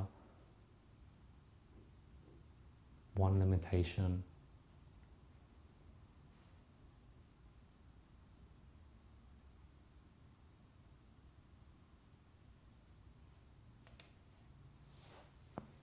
Okay, I'll leave that. I don't want to go on this side tangent and install this. Oh, should I go on this side tangent and upgrade my app to have my Aura Ring API data?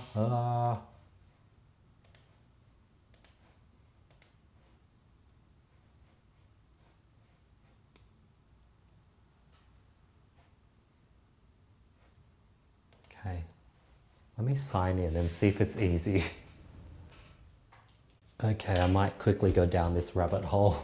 I applied and I got a client ID and a client secret key.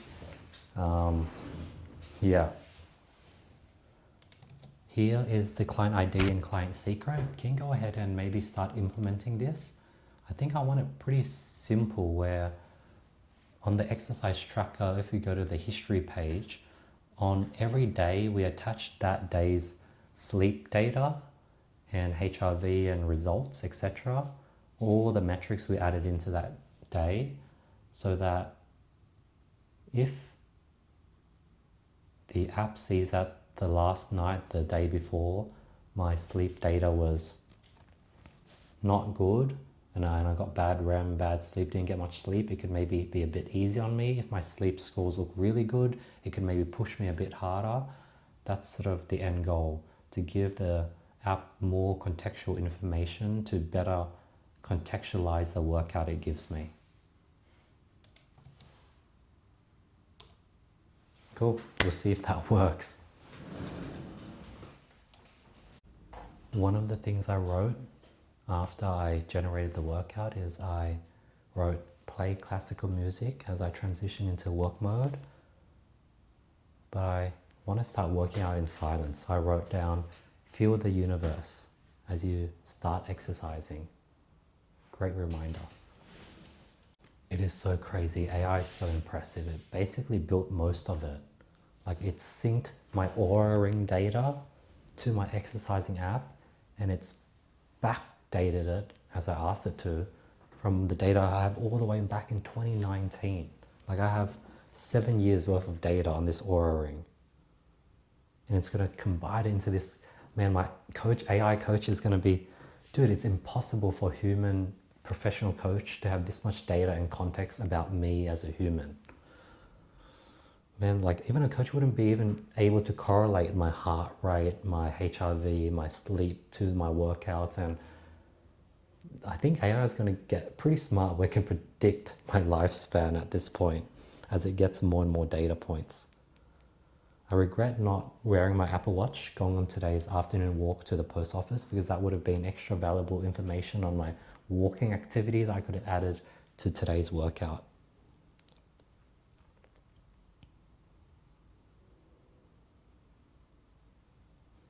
Yeah, I have data from all the way 2019. On average, my REM has gone up, which is pretty good. In 2023, I had very good REM. I think 2023 was my peak.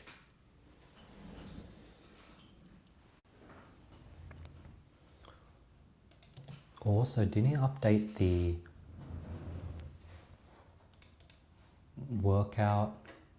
generate workout function to take into account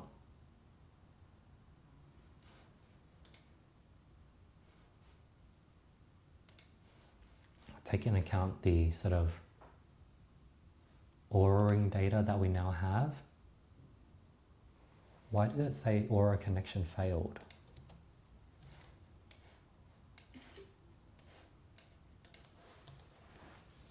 Trying to sync it up as well as do what I just mentioned. Man, I just delved into another rabbit hole. Got a workout still today. Man, AI never fails to impress me. Like, there was a SSL issue where Oura Ring couldn't approve the sync because our website didn't seem secure, and it solved that on its own, which is insane. So impressive. Now it's going to backdate data all the way back to 2019. So let's see what happens. Because I've been using 2 Codex accounts, and I've been using one, and that's been more than enough. It's about to rebuild just today, so I'm going to quickly cancel. Perfect. I save some money. It cancels it tomorrow. And if I need it, I can resubscribe then and there.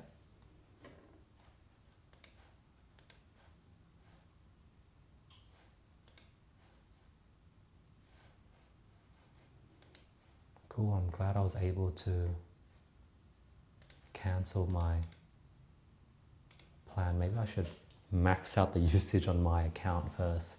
So I use one that's a personal account and one that's like a shared account. And the shared account's like half the price, and to be honest, I'm sharing it with no one. And then when I run out of storage on that, I revert to my personal account.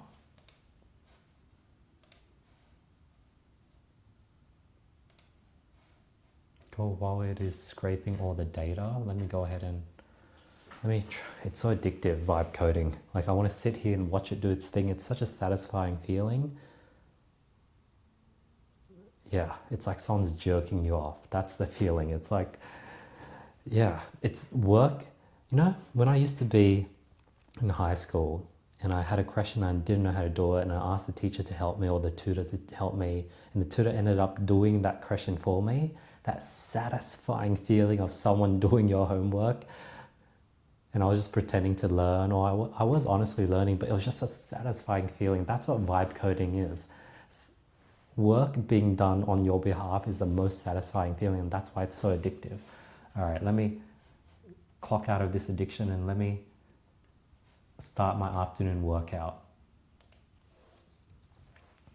I'm already in sort of workout clothes, so it should be an easy transition. Let me not listen to music and try workout in silence. As well as not check my notification, check social media during this workout as well. I saw this video and this guy is so funny. Stop deactivating your Instagram. We don't care. Every 3 weeks, the same person disappears like they're entering. Talks about how, like, witness protection. You know, then all these people that deactivate their Instagram, they go on a sabbatical, and then they come back 3-4 days later, and they just do this every few months. It's become a trend doing that. And I realized me doing the unfollow everyone is like that trend, but on the highest level that most people won't have the guts to ever do. Like, most people would never deactivate their Instagram accounts. The few that do, most of them, if not all of them, would never just unfollow everyone on Instagram. Because like, if you really want to deactivate and get away from social media, just unfollow everyone on social media. Yeah, that's what made me think of. Let me start the workout.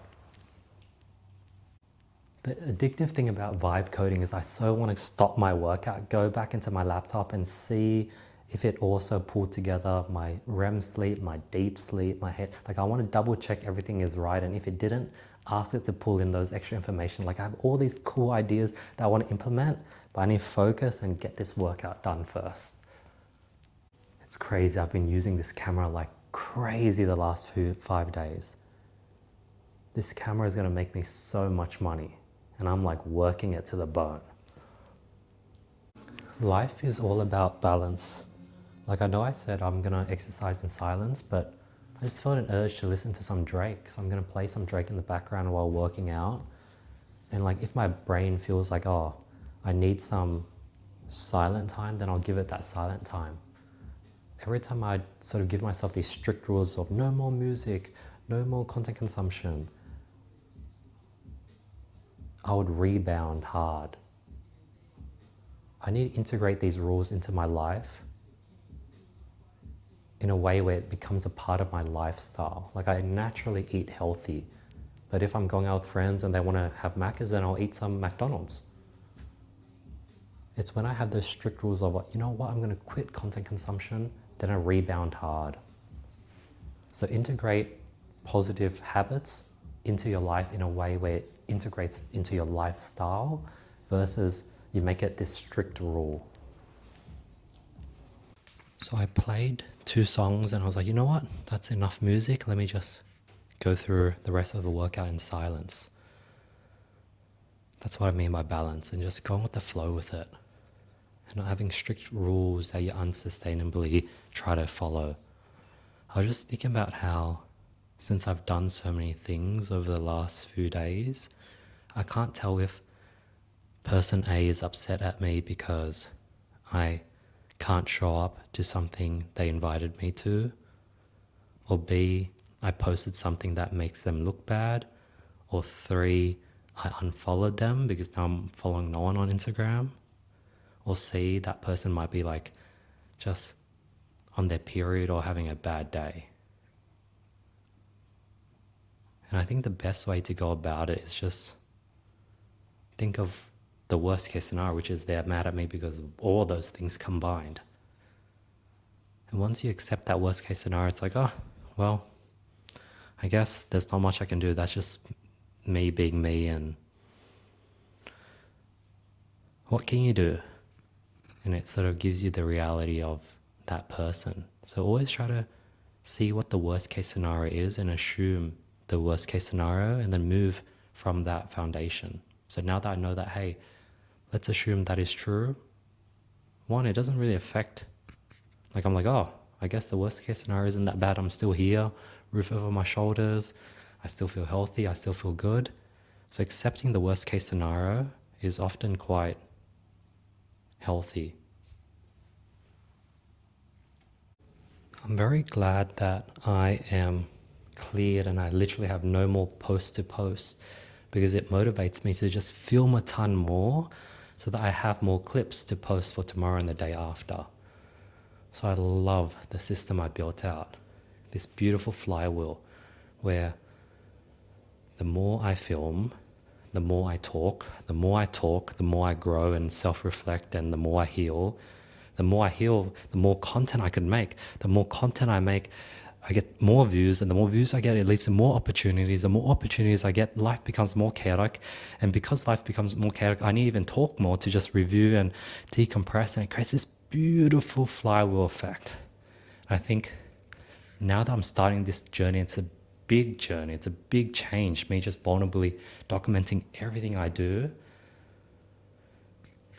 It comes with a lot of pushback, because I'm literally a different person. I'm literally doing something that's very, very far from what I used to do. Used to vlog, film things, and keep my thoughts private and post things 6 months later. But now I'm like documenting everything. And as a result, people in my life are going to have to adjust to that. Like, for example, my friend B, he now knows that he might have to be a bit more careful with what he says around me. Like, usually he says everything, but apparently his manager and his co-workers saw my videos and it flagged an issue. So because of this new chapter I'm going through, a lot of the people in my life, they have to change and adapt to that. And if they can't, they're going to be, unfortunately, sort of pushed out. Not pushed out, but they'll naturally not be able to tag along, because I just went from driving a Toyota Camry to jumping into a Ferrari. So everyone better try to hang on. When you go through big drastic change, you're going to cause a lot of problems and friction for all those people that are in your life. Here's an example. Most people, they steadily go from a Toyota Camry to a Honda Accord to a Skoda, and they slowly level up. But when you go from a Toyota Camry straight to a Ferrari F80, all of a sudden now you're driving too fast and people are struggling to hold on. People are annoyed that you don't have comfortable back seats. People are annoyed that now you're less willing to drive out in public, and you're more careful with where you drive your now new beautiful car. You're now pretty cautious about the car and where you park it and what suburbs you go to. All of a sudden you completely change by owning a Ferrari. People get envious, people get annoyed, people want you more now because now they're gold diggers. Like, when you do a drastic change from a Toyota Camry to a Ferrari, your whole world changes. Everyone in your life literally has to readapt. So yeah, that's a great metaphor to explain the friction that's going to occur when you do a massive growth jump in a short period of time. This doesn't happen if you're growing slowly. I realized the vlog, this camera, has been such an amazing medium for me to just share and decompress my thoughts.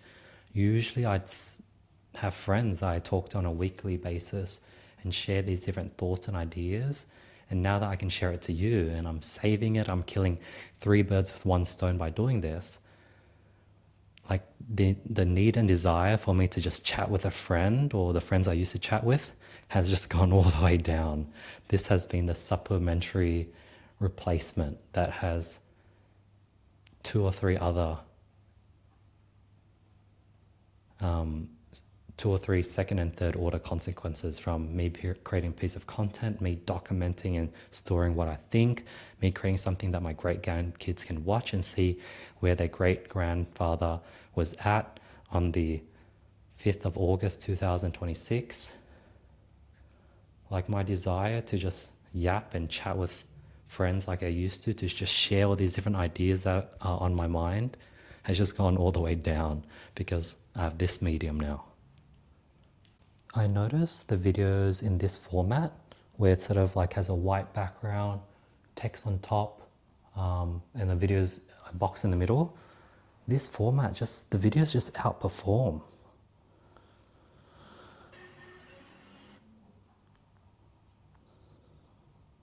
So maybe I might tell all my editors to start clipping in this style.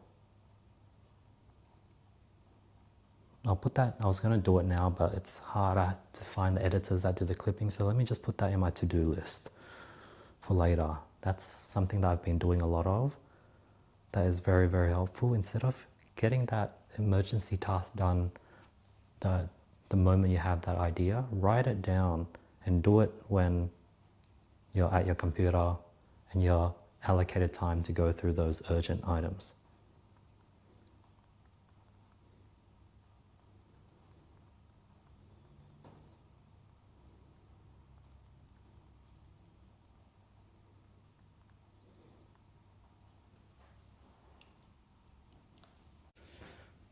I'm trying to consider if I should make my AI clipper re-edit in that format. Maybe it's worth it. The only problem was I was a bit worried on how I'd come up with the headline, but maybe I could keep the exact same headlines but just reformat it in that design with the square video in the middle, white background, the text above. We already have the fundamentals in the app. We'll just have to reorganize things. I think I might give it a try. Actually, I'll get my Should I get my AI clipper to try it first, or should I get my human editors to try it first?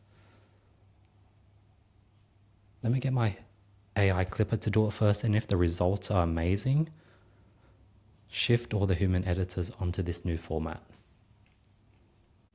It's cool how prior to speaking to you on the camera, I didn't really have the clearest route and path to go down, but as I'm talking it out loud, I'm like, oh, this is the answer. It's interesting how talking and just voicing your feelings and thoughts, you come up with the solution as you're sharing the problem. Without my friends telling me, I know exactly what they want and I give them what they want. With me telling my friends exactly what I want, they can't even give me that. So let me give you an example. I have a friend, let's say his name is John. I know that John likes to work out in the city. He likes to do runs around the city. He might want to go to Marrickville and have some Vietnamese food. If I organize like a hiking trip and I invited everyone and I already planned it, he wouldn't mind tagging along. These are all the things that John likes, and he doesn't have to tell me, and I know that if I ask him or invite him to any of these things, he's going to say yes. Now, I've told John exactly what I want, because I was like, oh, well, John can't, I have the power to read people's mind and know exactly what they want, but, I can't blame them for not being able to read my mind. So let me explicitly tell John exactly what I want. Hey, John, I want to do a movie night at my place. I want to do a hiking trip where you plan it. I want to do speed work at my local park out in the suburbs.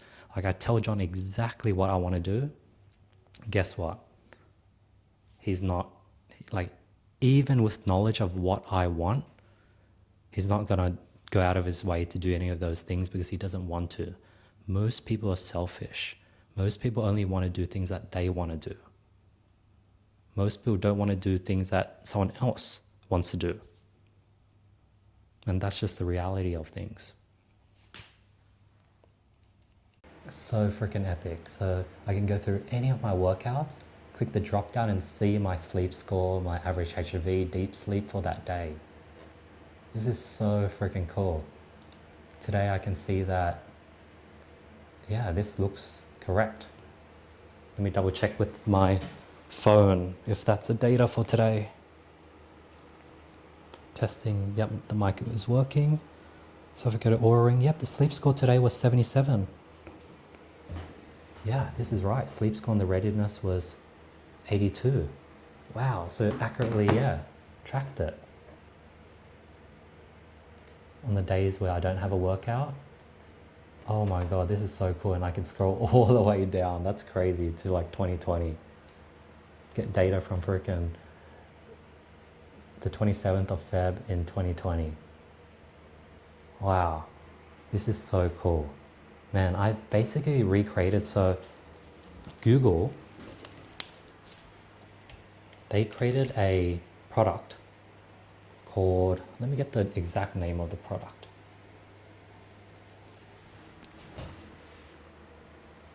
Google Whoop version. So Fitbit Air. Google created a Fitbit Air which tracks your sleep and all your workout data, and then it uses that information and you can talk to an AI and it'll predict if you're sick, or it will give you workout plans based on all your data. And Google is a freaking billion-dollar company. I recreated that from scratch. Like, my app does that. Like, it takes all the data from my Apple Watch, my Ring, my verbal sort of communication, and I've built, and my version's faster, to be honest. Like, I've played around with the Fitbit Air app and it's slow. Man, what a time it is to be alive, where thanks to Codex, I was able to build an amazing Fitbit Air Whoop competitor. I think mine is better. Mine has more data, more context, it's more customizable. It uses my Oura Ring plus my Apple Watch data, so it combines two different data sources.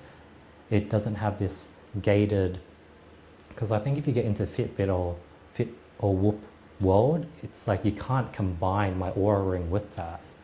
So yeah, very, very epic. Man, this is so fire. It's perfect. Oh man, it fits. Oh. It's reversible as well. Alright, I'm definitely keeping this. The bowling shirt I thrifted, pretty good. I like the color, really like the color. I love the bowling. It's like, it has a bowling tag on it. Dude, worst case scenario, I could sell this, but I just don't like how the ends flare out. I'm gonna try see if I can tailor it in. I'll Google how to do that. I was just thinking the summer vlogs are gonna be epic. This is currently the winter season when summer hits. Oh, gonna be fun. I wanna build like a website that catalogs all my vlogs and orders it by date, season, year, month. All right, let me take a photo of the tags just so if I ever need a price check, I can always reference. Like if I were to resell, I can see the profit I made. So let me just put this on the floor before I cut off the tag. Do I want to return this $5 bowling shirt? I actually bought it for $2, so it's even cheaper. Yeah, it was $2.70. How cheap was it? Such a great deal. All right, yeah, I'll cut off the tag. And then this black suede looking jacket, this is definitely a keep. $18 a bit expensive, but yeah, very worth it. Great fit. But it feels very light. But I think they'll be good for spring. I think the thick jackets are underrated in Sydney because it doesn't ever get that cold. All my thick, really warm jackets I never get to use anyways. All right, let's cut off the tags and throw it into the washing. So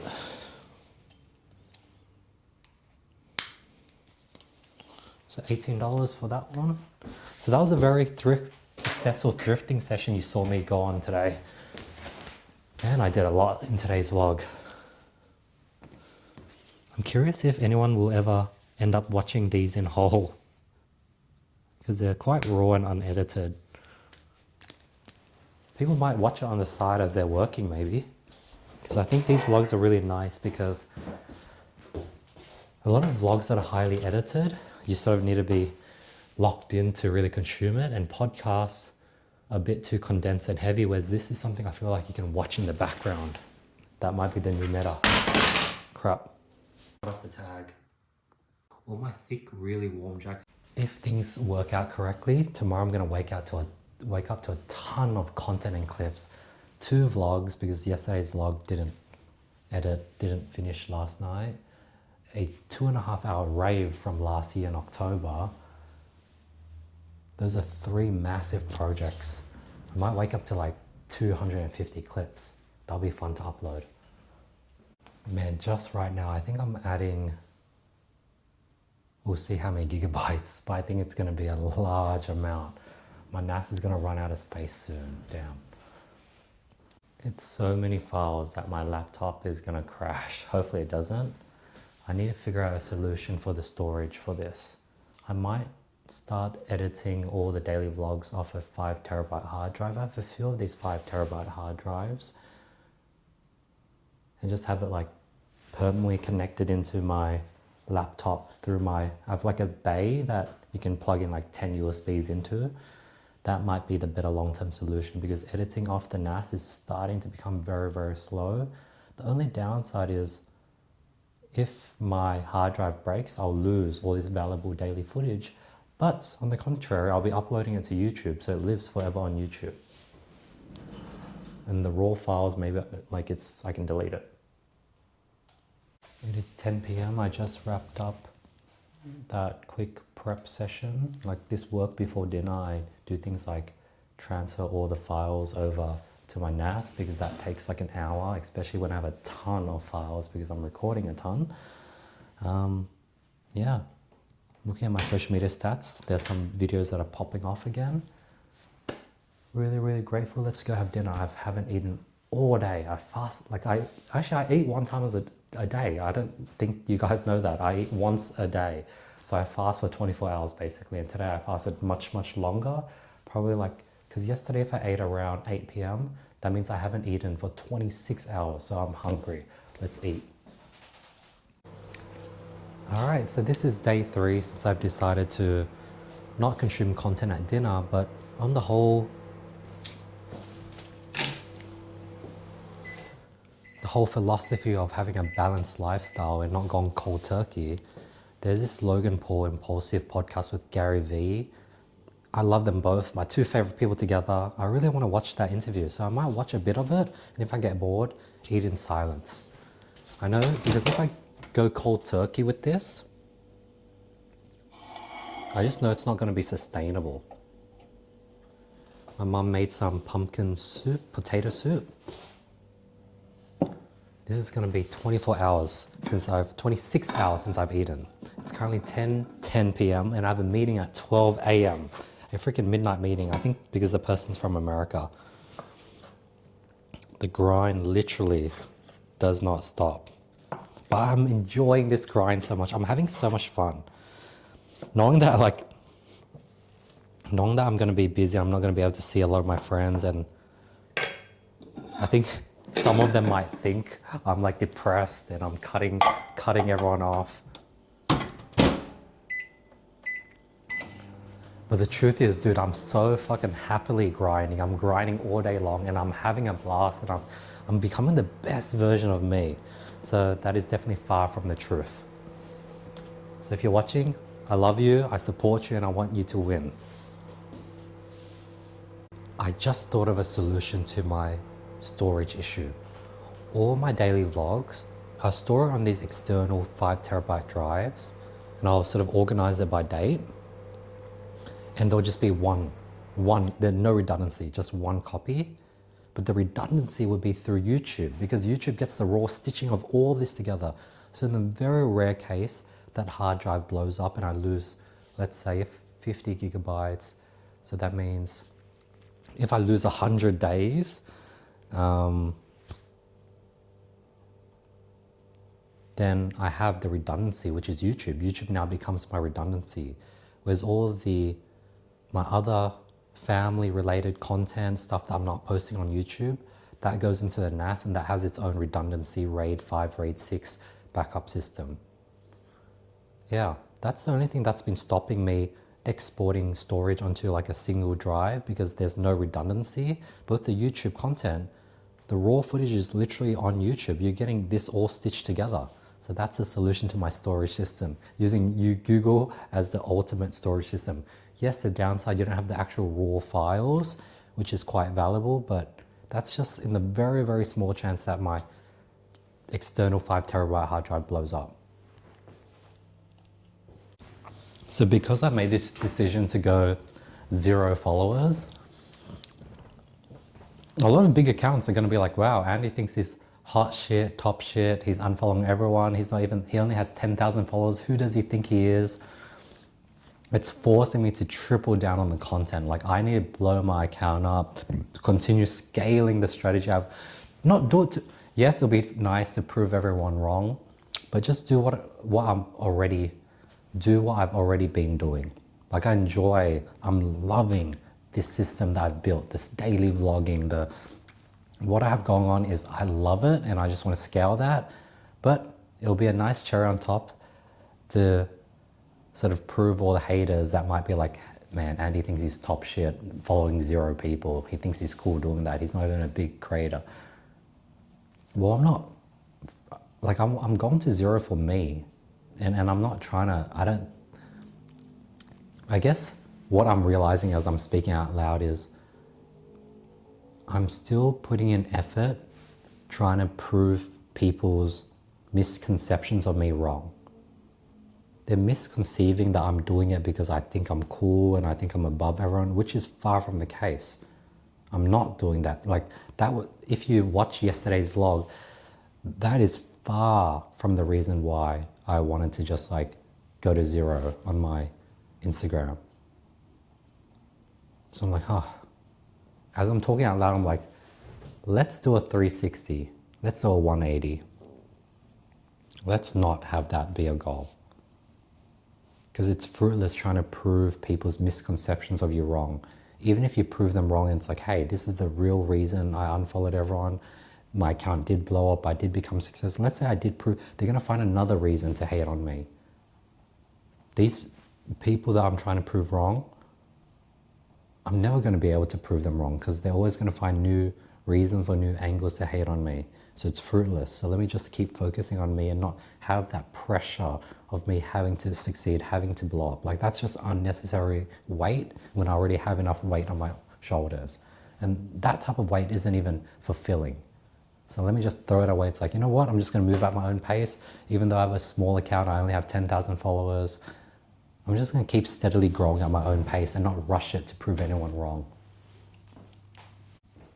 I'm listening to Gary Vee and he talks about getting to know each and every employee and treating them like family. And I was like, man, I need to do more of that. There's so many new employees that I've onboarded and I don't really know what's happening in their lives. I was like, maybe I should get Liza, my executive assistant, to collect information for me to then relay back to them. But I was like, okay, that's a bit too forced.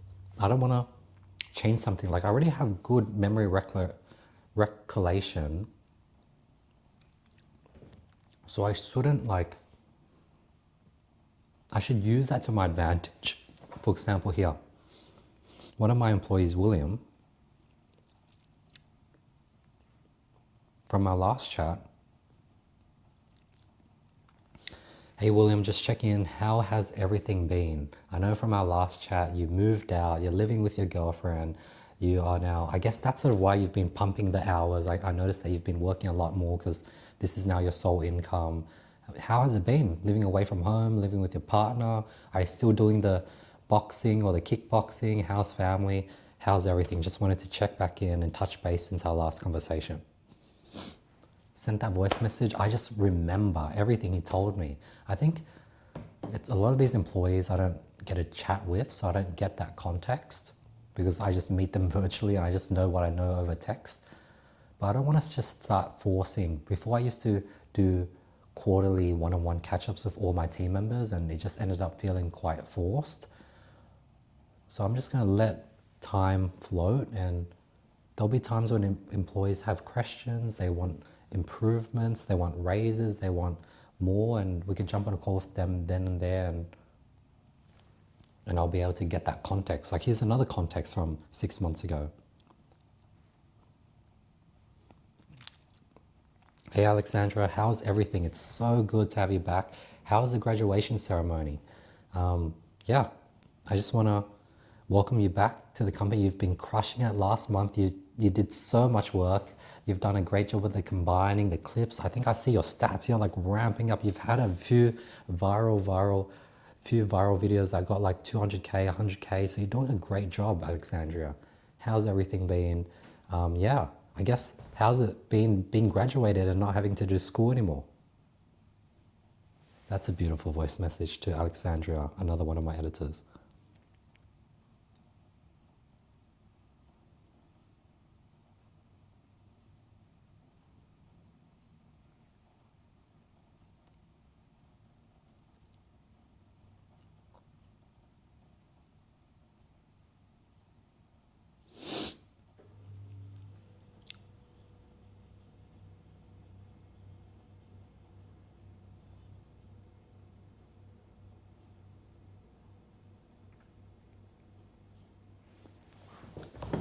Cool. I'm watching Gary Vee give flowers to his mum and it's motivating me to do the same. Like, man, I was just thinking how my mum used to force me to go and order food at McDonald's or Hungry Jack's, and I was shy, I didn't want to, and I've done it in the past and she kept telling me to do it again and again, and she was forcing me to do so, knowing that future me would appreciate it, and she was right. Now I comfortably talk to strangers, anyone, because she forced me to do that. And then the second thing I was thinking about how I'll be like, Mom, I already done it before. Why didn't you force my sisters? They're shy. They need to practice. They need to do it. And my mum replied, if you do it, you're the older brother, they will follow suit. And my mum was right. My sisters are literally following in my footsteps. I lead the way. If I go to the stars, they land on the moon. My sisters can only go as far as I go. So my mum was right the whole time. Everything from forcing me and pushing me to talk to strangers and order food, to me having her forcing me to do everything instead of my sisters, who at the time I felt were lazy and ungrateful. My mum was right. I'm so grateful. I'm grateful that she taught me how to be a good brother. I'm grateful that she taught me how to lead by example. I'm grateful that she just got me out of my comfort zone and just really helped me, teach me how to speak to people and not be shy and scared as the kid I was. Love you, Mum. Thank you for everything.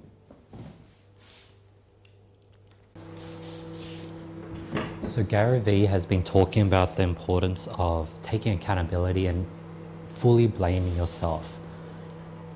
That's something I've been doing a lot over the last 3, 4, 5 years. I've been taking a full ownership of every single thing that goes wrong. It's my fault. I would tell my friends like, dude, anything that happens, it's your freaking fault. You should have been able to predict it.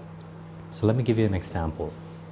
I'm pacing my friend this Sunday for a running event, and I offered because, I wanted to be a nice friend, and I knew that she would appreciate me offering and helping her with the run.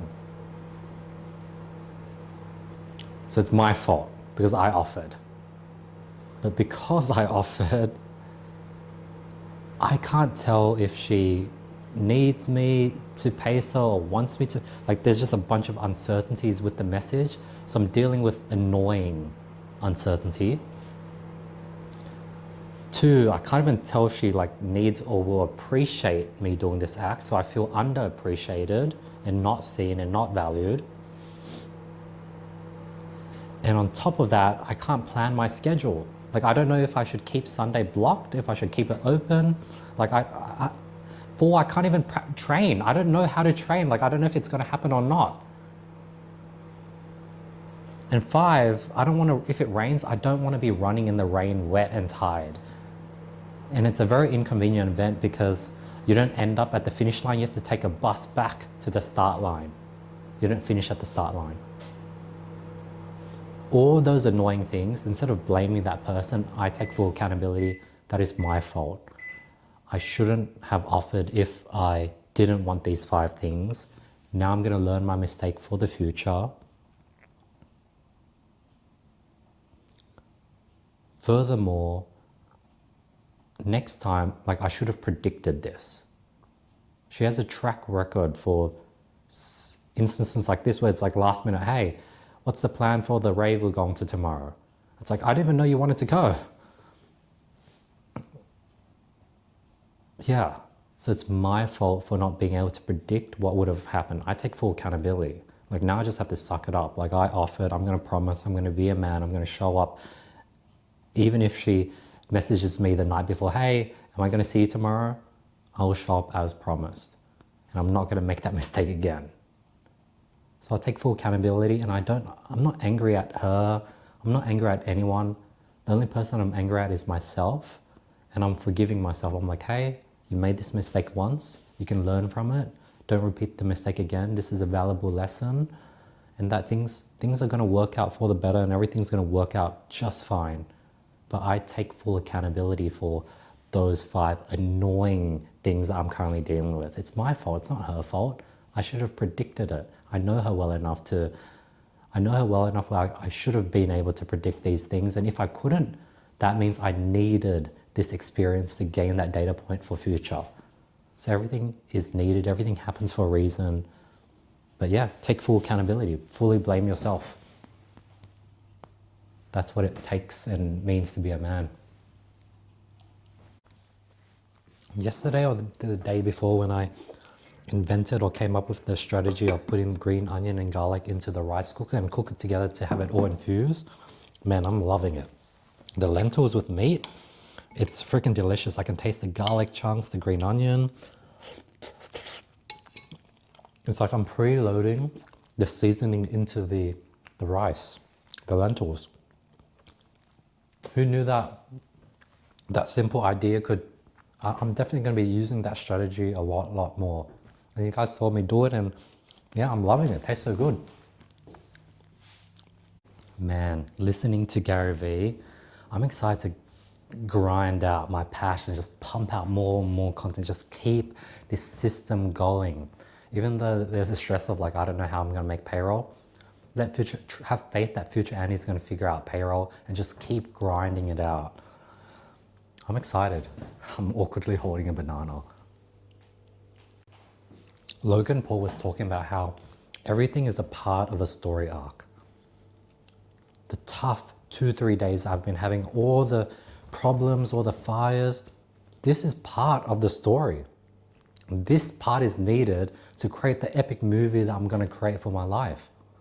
So realize that, hey, I'm in the movie. This is the tough part. Embrace it, enjoy it. It has to happen to create a good movie. So if it's going to have to happen, you might as well enjoy it. So that's sort of what I'm going to shift and think more of. But yeah, it's pretty cool how I've been watching these clips and it's been triggering all these different thoughts that I now sort of transform into content.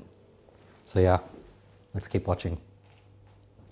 One thing I do notice, since I'm not eating in silence and I'm watching content, I do notice myself swiping down and checking notifications a bit much more.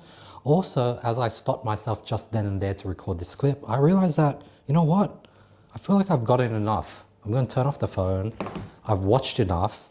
My satiation is filled. Anything I watch more, it's just numbing my brain. Like I've gotten the inspiration I needed, and any more now is just going to fry my brain. So let me spend the rest of dinner in silence. I'm looking at my fish tank and it's like dirty. The glass I can clean.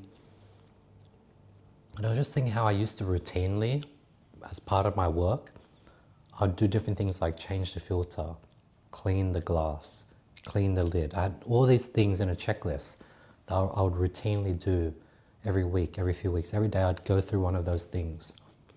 And now, because I'm so busy, I don't do it. I've really moved into that part of life where I just do things when it's needed to be done. I don't do it because it's in a checklist. I don't do it because I'm going to venture. I just wait until I need to get it done, and I do it then and there.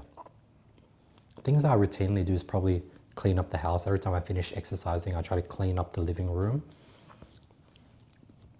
But yeah, I've really moved to the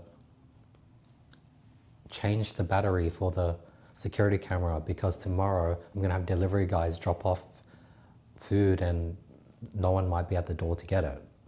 So I waited until I need it and I got it done then and there. And when you do that, I think things sort of naturally work itself out. Things work itself out so that by the time you need to do it, half of the tasks have already been completed and it's worked itself out. Man, I still can't believe it.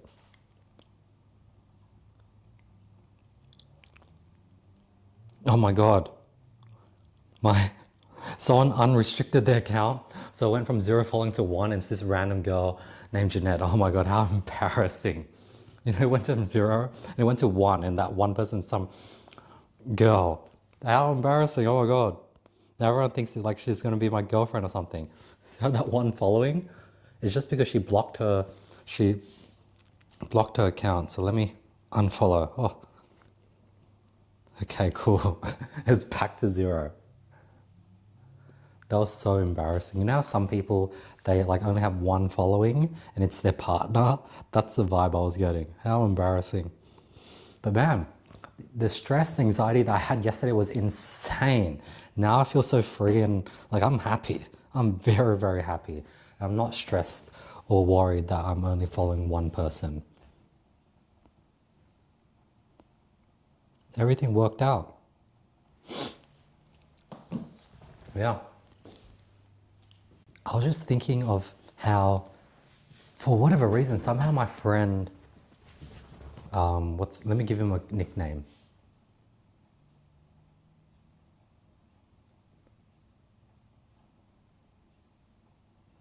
My friend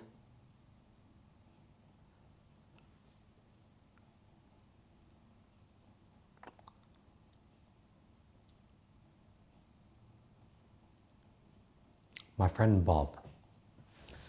My friend Bob we've been getting close recently, and somehow Bob's manager knows who I am through my content. I don't know, somehow Bob's manager has watched my content, or she sees that Bob also follows me, and she now knows that we're friends.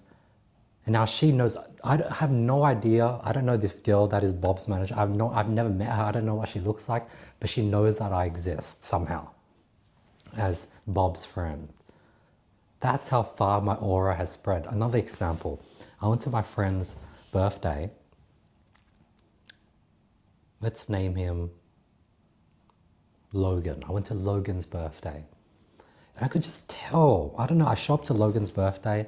I could tell everyone there knew me, but then no one would go up and say hi. They all like parasocially knew me as Logan's best friend.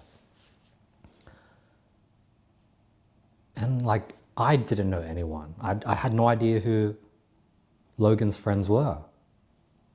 But I had this feeling, but I didn't know for sure. I was like, oh, maybe they're not coming up to say hi because they don't know me. And then I go up and I sit next to this girl. I'm like, oh, hey, how do you know Logan? And she says, oh, I'm Logan's girlfriend, Kay's friend. You're like Logan's best friend, right? I'm like, oh shit. Like in my mind, like, how the hell did she know?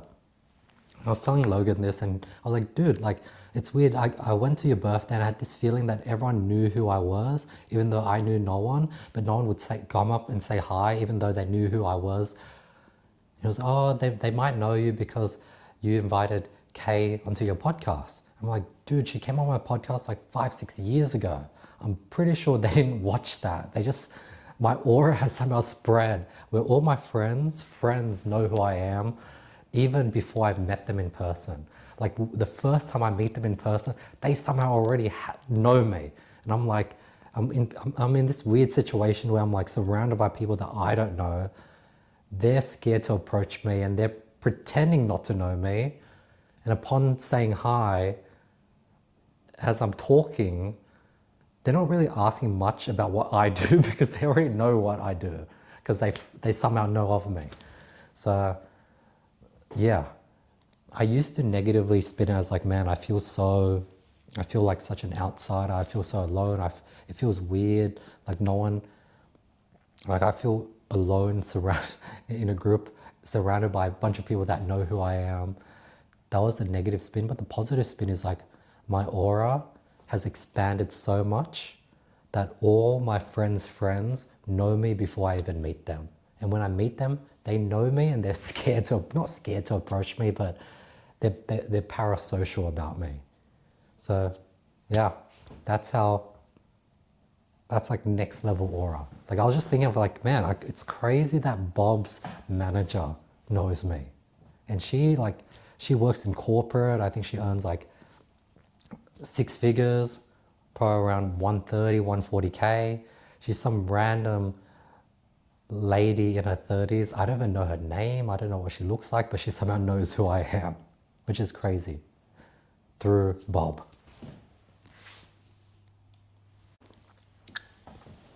I was just thinking of how after unfollowing everyone, this scenario can no longer happen. The scenario of my friend wanting to throw a house party, let's say a Halloween party. He knows that if he threw one, it'll be nothing but guys, and he wanted my help to balance the numbers. And I was like, hey Andy, can you help me invite some friends to this party? And what he meant was invite girls to this party. And I would be like, yep, sure, I got you, man. Let me go ahead and do that. Go on my phone, go through my following list and just hit up every girl. Dude, as I was unfollowing, I feel like my ratio was cooked. I feel like out of the 600, I think 200 was guys and 400 was girls. I'll go through a list and be like, hey, are you free on this Saturday? We're throwing a Halloween party. Just copy and paste and send that to everyone. But now I can't do that anymore. I literally don't remember the 400 girls I unfollowed, so I won't be able to do that anymore. How sad. But I think me letting go of that is needed for me to go to this next chapter of my life. That version of me where that was a possibility, that's the old me. I want to move and transition from this into that I need to let go. And I think I'm going to be able to probably see this in the future, but I'm going to realize that like, wow, a lot of these people I follow, a lot of these girls, like I'm never going to see them again because our frequency is gap is so big. They're not really going to say yes to any of the future invites. Like let's say I throw a boat party, some girl I met at a Japanese translation Christmas party 2 years ago, she's not going to say yes to this yacht party that I'm going to throw this year. That's just hypothetical, by the way. So most of these people aren't even going to say yes. And thirdly, a lot of these people aren't really there for the long term. Like the female friends that I know are going to be there for the long run, I have their phone number. I remember them top of mind. I don't have to go through an Instagram list to remember like, hey, let me invite. They're top of mind because they're close friends. So yeah, I think that's the letting go, the growth journey of just really letting 600 people I follow go. Yeah. It's currently 11:15. I have a meeting at 12 a.m. in 45 minutes, so I'm going to eat. I might make some popcorn. I don't know if I want to eat popcorn in silence. Maybe I will. But yeah, that's an update on the day. Filming so much content. My only concern is the more I film, the more my NAS is going to be full. And when my NAS is full, it gets slow. You know what? Fuck it. To remove this fear, let me transition the upcoming vlogs over to my hard drive. Let me install the hard drive into my sort of dock. Let me search up what that dock is so I can get the right word for it. It's called like my laptop's power hub or like a docking station. It's one of those high quality ones. Plug it in, have it permanently be connected to my MacBook basically, and start editing through that. And then the redundancy will be obviously YouTube. Hopefully you can export and upload to YouTube and not crash while that's happening. Yeah, so I can just go ham with these and just start yapping and not worry too much about running out of storage, because yeah, I'm gonna do that. That's gonna be the shift. Because it was subconsciously at the back of my mind. It's like, oh, the more I yap, the more storage it's going to take, the more my NAS is going to slow down. I don't really have 5K to buy 16 terabyte hard drives anytime soon. So that would be lingering at the back of my mind. But if I implement this change now, it solves that. So that's what I'm going to do. Install that 5 terabyte hard drive to my MacBook, the external drive. Have no redundancy, use YouTube as my redundancy. It's crazy how I'm slowly, exponentially improving the system I'm building day by day. Like yeah, I'm gonna be pumping out so much content. That voice message I sent to my editor, Alexandria, she replied with a long paragraph. Wow. Hi Andy, sir. Graduation has been such a wonderful experience. I finally finished college. Life has been great. Lately, I've been jogging, hiking mountains, new hobbies. How have you been, sir? How's your day been? I also want to thank you because I really enjoy the work.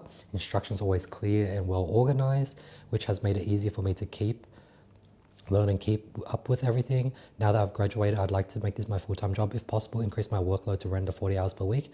I'm looking to take on more editing projects. Hey, Alexandria. So glad that you are getting into hiking. I love hiking. It's been so long. I need to get out hiking. Hopefully I have a friend from the Philippines. She's visiting in September. So hopefully I can do some hiking then. But yeah, I'm glad the instructions have been clear. You've been able to pick it up so quickly. And because when you started working with us a year ago, as you can see, the process has changed a lot, but you've been able to catch up and excel at the new process. So I'm very, very impressed. Yes, you can definitely work more than 160 hours per month and go over that 40-hour cap. The only thing is we still have that 1 edit per hour rule, but I think you've been exceeding that. I think last month you did more edits than the amount of hours you logged, so you're on track. Because if you, let's say, work 200 hours and you only did 180 edits, we'd only be able to pay you 180 hours. But I think that isn't an issue for you. But yeah, I've been well. Yeah, I've been wanting to push out content. I think recently, yesterday I uploaded all the content. I had no videos to upload today, so I was quite sad. But it's because one of my vlogs didn't export correctly last night. So I didn't wake up with the extra 50 clips from the AI clipper that I would have wanted.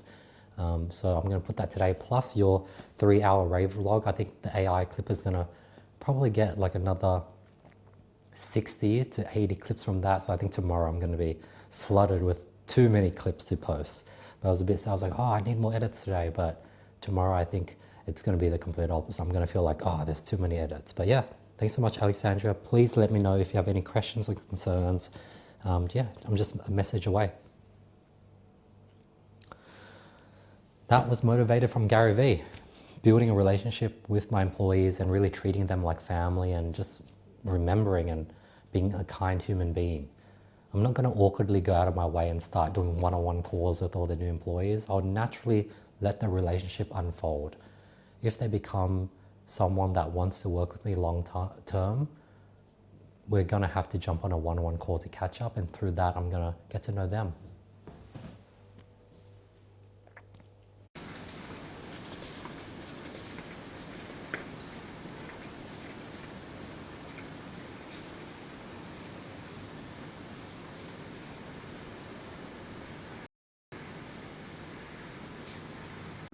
So funny, I told my sister to come out to help film me install the battery back up. It took so long to charge. I don't know why there's like no fast charging. They took like, yeah, literally like 4 or 5 hours to charge. Yeah, my sister's she's here, she's gonna film me install it. Andy muốn con film. Okay, so we're gonna put this back in. Can't remember which way. Yep, the light went on, so I guess that worked. Nice, it's on. I'm gonna put in the solar panel. Oh. Okay, that's plugged in. Cool. So the solar panel was something that I readjusted a month ago, and I realized that it was like face down, it was in the shade, so I moved it all the way up here. So it should get sunlight, but I think since the battery was dead and we're in winter, there wasn't enough sunlight to charge it from 0 and get it to 100. So hopefully now that it's at 100, the solar panel can sustain it and I don't have to change it every 2 months. But yeah, install it because I know the Woolworths delivery man is going to deliver a bunch of $100 worth of grocery, and if it's left out here, I want to make sure to catch anyone stealing it if they do. Plus I want to get the footage of him picking it up. I think that'll be good for the vlog. But yeah, thank you Justine for helping me film. Bye. Nice, it's on. I'm put on the solar panel.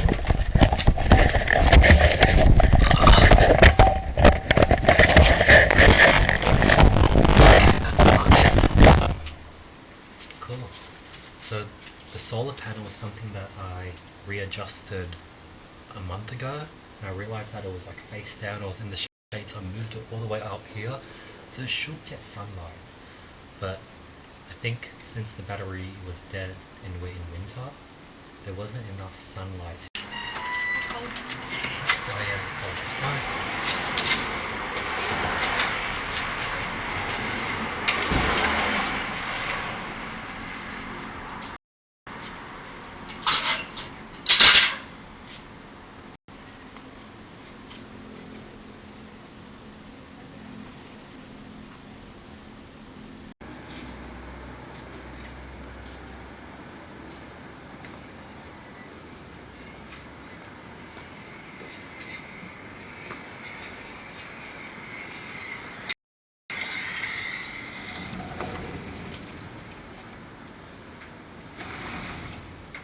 talking about only doing things when I need to, upon throwing the banana peel into the garden patch, I was like, you know what, I'm out, I'm cold, might as well go ahead and install the security camera battery. Check my house, fully charged, perfectly worked out just in time. So, oh, cool, it's fully charged.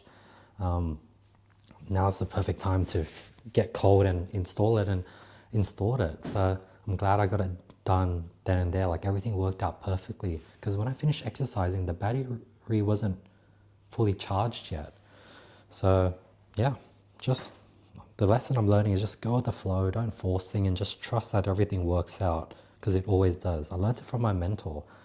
We went on this scuba diving trip, and he didn't have his scuba diving license. He lost it. And somehow through the confusion, because we had 3 people and the girl, she provided hers, and the diving company thought her one was his. So upon asking her for hers, she showed her one, and it just worked out. I was like, I can't believe Tony just like is now diving, and he didn't even show his diving license. It's just, he wasn't stressed. It just worked out. It's crazy how even on a macro scale, how much your emotions can sway. Like literally, you saw how stressed and exhausted I was 3-4 hours ago when my friend Ed called and I just couldn't chat with him, and I was like, dude, I just can't chat at the moment. And like now I feel good. Like I'm feeling optimistic. I see the light at the end of the tunnel. That just shows that when times are tough, just really know that you just have to nap, meditate, go through life in silence, embrace your feelings, and it's gonna fade and it will pass. Need to do research for my 12 a.m. meeting. Crazy, research for a 12 a.m. meeting. I went ahead and I tracked the time. I ate from 11 p.m. and now it's 10 p.m. and now it's 11:30. So that's an hour and a half break. And I noticed that when I was consuming content, the breaks would usually be 2 hours plus. So I guess I saved half an hour, but today was a bit of a hybrid. How about yesterday? Yesterday was a 4th. So yesterday I took a break from 8:30 to 11. Wow, that was 2.5 hours. What the hell? And the day before was 2 hours and 10 minutes. I don't know how or why those breaks were so long, even though I was eating in silence. Yeah, I think because I procrastinated, ate popcorn, and I was eating fish, and the fish had so many bones and it took forever to eat. That's why. All right, let me start work. With this new strategy of testing hundreds of posts on Instagram and putting the best one on Facebook and YouTube, I'm starting to see, it's hard to see, but it's starting to slowly come up. I'm starting to feel the snowball where every video is consistently doing better and sort of creating this, like everything, all the views, they're watching each other because it's the best stuff that I'm reposting. Same with YouTube. Check this out.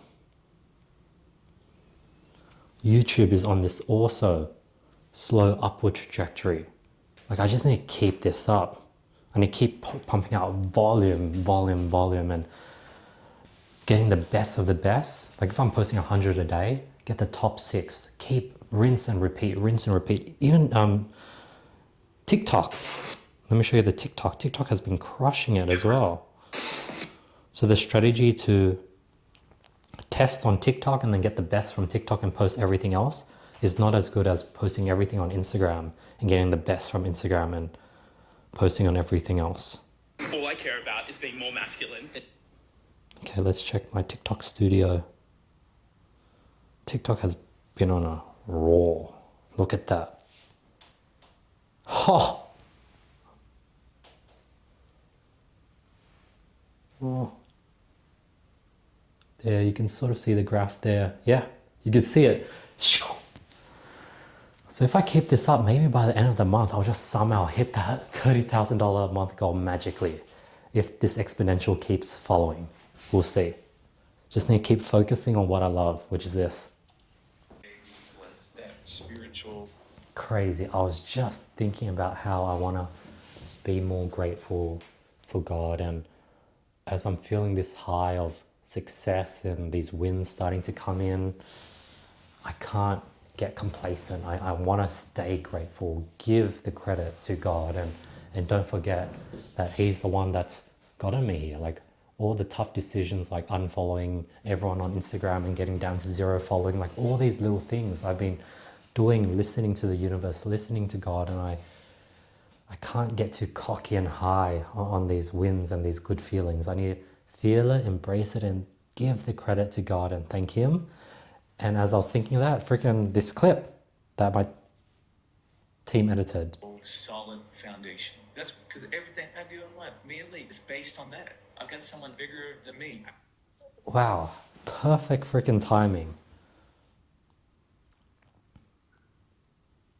The moment you stop giving the credit to God, God will take everything He's given you away. I've been doing text-to-speech for my captions as it also solidifies the caption into my brain, and it's usually something motivational like what I just said. And I also believe. Crazy how everything's just aligning. And I'm discovered another viral video on my this is another viral video that I can add to the portfolio of viral moments that I can churn from. It's like I'm building a portfolio of viral moments that I can just keep creating new variations of, and I can confidently know that it's going to get views. And the more I build, the foundation, like it just, the more viral moments I build, the more views I get, and it helps give other smaller moments a bigger shot to become viral. And it just creates this tsunami effect. It's interesting because when I do these breaks where I post for 10 minutes, it's during these breaks where I come up with the most interesting thoughts and concepts that I share with you guys. Previously, I've been trying to hold myself back and say, hey, let's just focus on the 10 minutes of posting, and if it's still important, record that thought afterwards. But most of the time, sadly, the thought sort of fades and goes away. So what I'm going to do is I'm not going to fret and try to make the whole 10 minutes just purely posting. If I have a thought, film it and have that be part of the break. More especially now that I don't have unlimited clips to post and I'm running out. Use these 10-minute breaks to film more thoughts, which will give me more clips. And I think the universe works in interesting ways where if I'm flooded with clips, my brain is like focused on just uploading those out, and I won't have these thoughts in my mind. I spent the last 20 minutes posting, updating my editors with new formats I want them to try, fixing some bugs in my exercise tracker, logging into another Codex account, and now I have 2 minutes to prepare for this meeting. Okay, I'm pretty good at researching, so let me quickly gain some context. So William High. So let me go to my email first and get context on the conversation. Okay.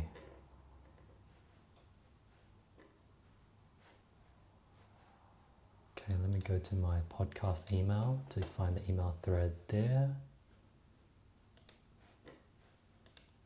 Okay, so David Green. So let me search David Green and Bill High. Okay, so they read a book called The Legacy Life.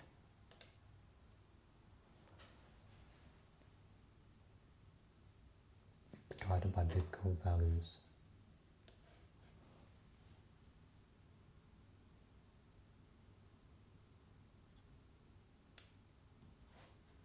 Okay, David Green, Hobby Lobby. I think Elon Musk follows him. I think that's how I found about him. Oh, he has a book called Giving It All Away. I think that's, yeah, Giving It All Away. That's how I found out about him, I think. I think that's the big, in building a legacy and generosity.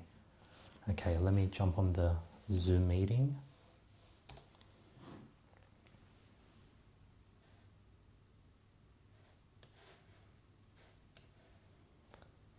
Okay, 12 a.m. meeting, crazy. I haven't had a meeting this late ever.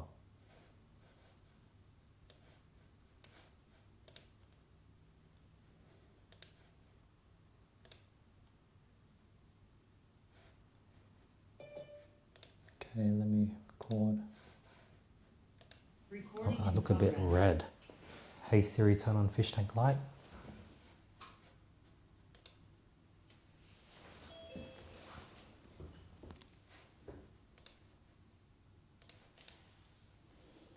Hello, William. Grateful. How are things on your end? Good. You're in Melbourne? Sydney. Oh, Sydney, okay. Whereabouts are you based? What time of day is it there? It is currently 12 a.m.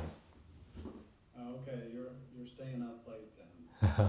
I've gotten used to it over the last 2 weeks. I've somehow shifted my schedule to this like night owl schedule, and it's been a pain trying to get it back to normal. So I'm just embracing it at this point. Yeah, okay. Well, thanks for taking a few minutes here. No, thank you. So tell me a little bit more about you. Yeah. So I've been doing my podcast for the last 5, 6 years. We try to bring on a guest every week. It started with interviewing a lot of founders and entrepreneurs just because I was in that space. And it's slowly broadened into interviewing like championship kickboxers, world renowned chefs, and basically experts in their fields. And I do it because I love just talking to people and getting to know about their world. So that's the podcast, which I do on the side. But my main thing over the last 8, 9 years has been teaching people how to get into e-commerce, teaching everyday people how to build their own e-commerce brand. And we had a coaching program for that. So that's the summary of me. Okay. How'd you get into the e-commerce stuff? When I was younger in high school, I used to buy and sell clothing. I think I would always see my friends get bought Nike jackets, Nike shoes, and my mom couldn't really afford that as a single mother. So I was like, how can I figure out how I can get this for myself? And I used to play these games. I used to buy and sell things in games. I was like, can I try this in real life? So I did in real life, bought and sold clothes, built a collection. I think I went from like zero to like $20,000 worth of clothes, Louis Vuitton, Supreme, Bape, Yeezys. And then when I got into university, 18, 17, I was like, can I do something a bit more challenging? Because that was getting a bit easy. And I came across drop shipping and building a Shopify store, and I went down that rabbit hole. And yeah. Okay. So you run a course for people? Is that how that works? Yeah, we did everything from one-off hourly consulting calls to group coaching calls to one-on-one mentorship programs to selling digital products, the whole gamut. Okay. All right. Well, did you have a business before this, or has that always been your main business? Yeah, I think so. When I was like 17, 18, I got into e-commerce, and then I sort of grew a few e-commerce brands. And then at the age of 19, 20, I started getting into the informational info space, the informational product space, and coaching, education. And from the age of 20 to now 27, that's sort of what I've been focused on. But over the last year, I've been going all in on content creating. So it was my full-time gig until a year ago. And the last year, I've been trying to figure out how to make money filming, vlogging, creating content, and that's been my passion. So I've been going down that path over the last 12 months. Oh, that's good. How's it going? Tough. I found out that like I thought making money on your own with your own business was tough, but making money doing what you love is exponentially harder. They don't always go together. Yeah, but it's been a year of losing money, burning. Like for the first time ever, for the last 6 months, I've been just living payroll to payroll, just trying to figure out how I can make rent, make all the payments for the employees I still employ. But somehow the universe, God, has been keeping me afloat. So I must be going the right direction, but I'm just like at war with the anxiety and stress, but I'm learning to get comfortable with it. Yeah, okay. All right, well, you got a lot going on then. So I think this conversation started because you were interested maybe in having David Green be on a podcast. Correct. I think And part of the reason why I wanted to talk to you was, A, just to be able to get to know you and kind of see what direction you want to take that. But then very practically speaking, David is 85, so we've only got kind of almost 85. So we've got a window, like he won't do an evening podcast, he would do an early morning one. So it's pretty much, probably the earliest he could do one would be 9 a.m. Central Time US, and probably the latest he could do one would be like 4 o'clock Central Time. And that's kind of your windows. I mean, so you could do something like that, and I know that's kind of polar opposite of your time schedule, but that's kind of what it looks like for him to be able to do something like that. And normally we do these podcasts together, just because he and I have done enough of these together. He just tends to feel more comfortable if I'm there. And then if there's any gotcha questions, then I'll take it.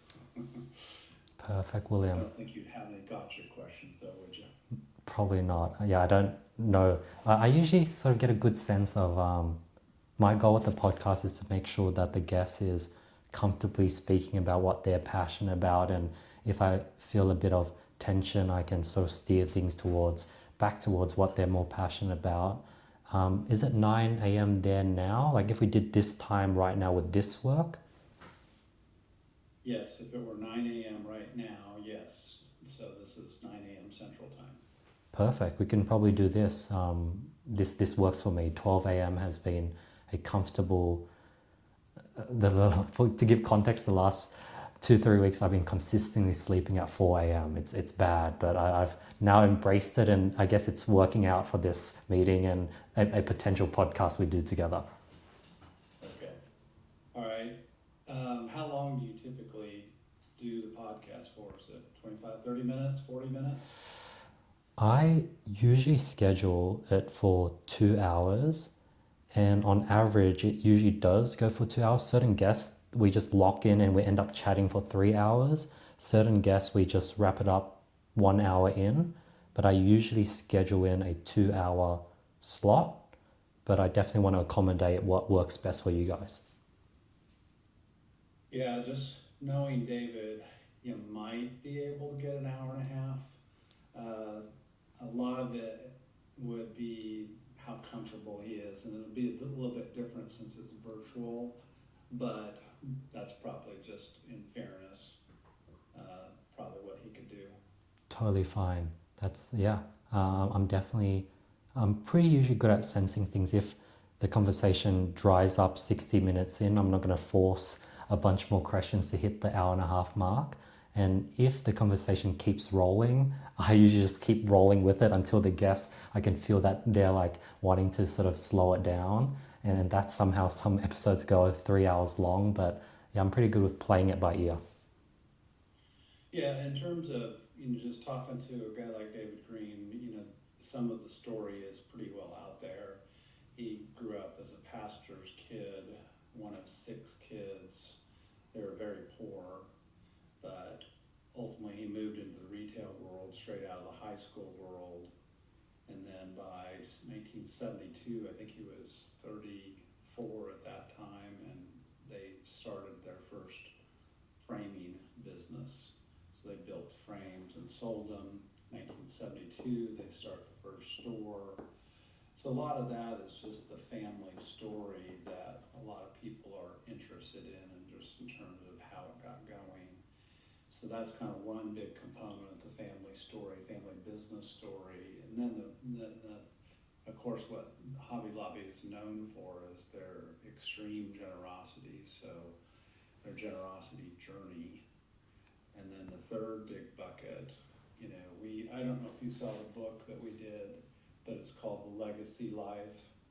And that book has a lot of the principles that we're finding a lot of entrepreneurs are very interested in, because the traditional model today is you make a lot of money and then you If you got 3 kids, just split up among your 3 kids and they go off and do their thing. David's mindset is, how do I keep what God's given me and steward it for the next generation? So it's a very different mindset. Rather than splitting it and passing it down, let's keep the asset together, continuing to grow and produce. So if you want to use the terminology, it's how do you keep the goose alive for the good of the family, and not just for your kids, but from generation to generation. So ultimately they would aspire to be a 1,000-year business. Because if they keep it together, keep the family together, keep the business together, then it's tremendous blessing to not only the people that work there, but to their family and to the community and to the people that they give and support to. So that thinking is very different than what most entrepreneurs would do. And so some of my role in this is I've been helpful to the family in helping craft some of that structure, the generational legacy structure. That is what I tend to be known for. So people call me and say, how do I actually think about a generational legacy plan? It's not just a legal document. There's a lot of relational issues that you have to fix or address. So I just got a phone call yesterday with a guy worth about $120 million, and they're going to sell a business. He's got 4 kids. They're all adults, late 20s to early 20s. And it's like, how can I have this go on for 5 years? He usually turns these things down. So it's going to take me a couple weeks to actually talk with him. Yeah, mainly because I'm getting ready to go on vacation. I'm going to be gone another week. It's going to be the last week of August before I can actually get with him and start pinning a date down, okay? That's totally fine. Just be patient.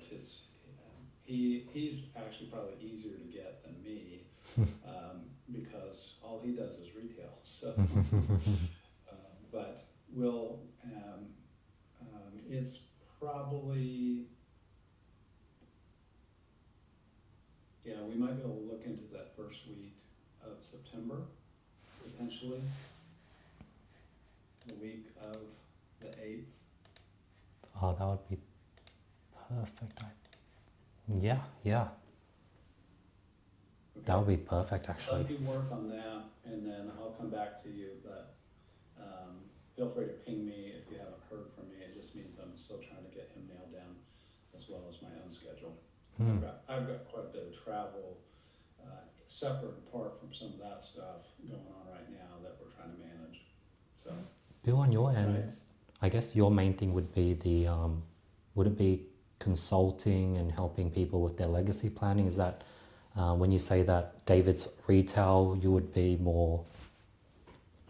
So we have a nonprofit ministry called Legacy Stone, and we have curriculum that we provide to the church for families to help them come up with what is my legacy plan.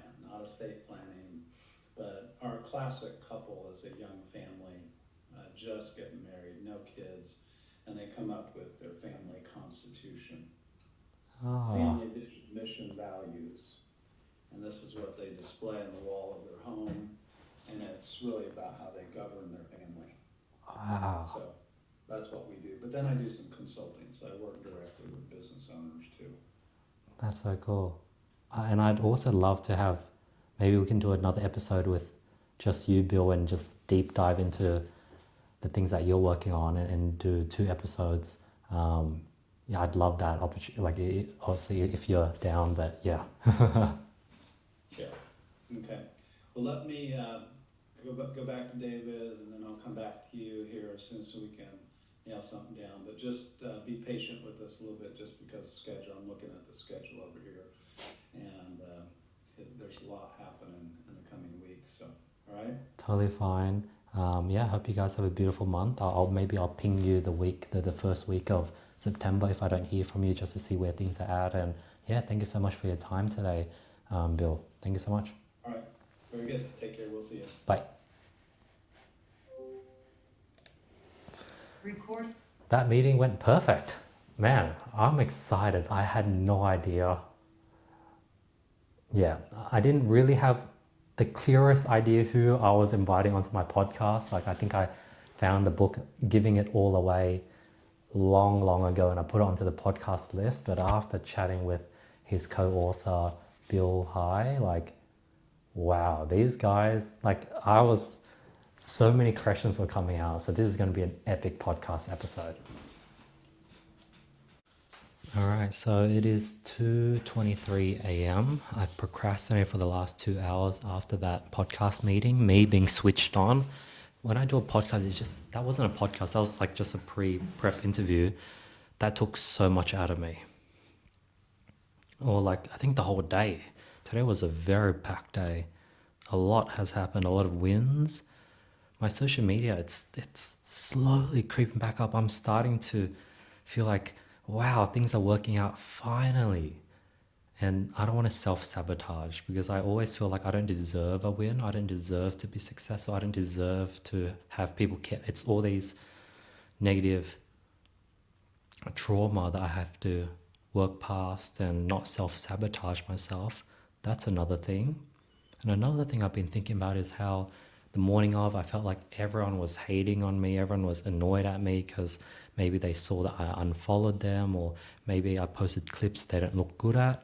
And then like, things are fine. Things are fine. Like I just made that up in my mind, and my friend messaged me, checked in with, like, hey Andy, blah, blah, like, things are fine. I don't think that person is mad at me at all. So it's like, I think I'm just getting an adrenaline dump from all that relief. And I think me not picking up the mic and talking to the camera, that didn't help over the last 2 hours of procrastinating. Me talking right now, I already feel a weight off my shoulders, because you create this rabbit hole where the more thoughts you have in your head, the less you want to face the thoughts. The more you watch YouTube videos, the more thoughts you stack up in your mind, the more the weight is heavier, the more you don't want to face it, the more you watch more. It creates this negative rabbit hole. But me talking, I'm like, I feel way better already. I feel like my brain is starting to just empty as I talk to you. And now I feel like ready to get on with the day. So let me use the momentum and get that started. And I'm going to hook up my mic. I'll keep the mic on and I'll record more thoughts.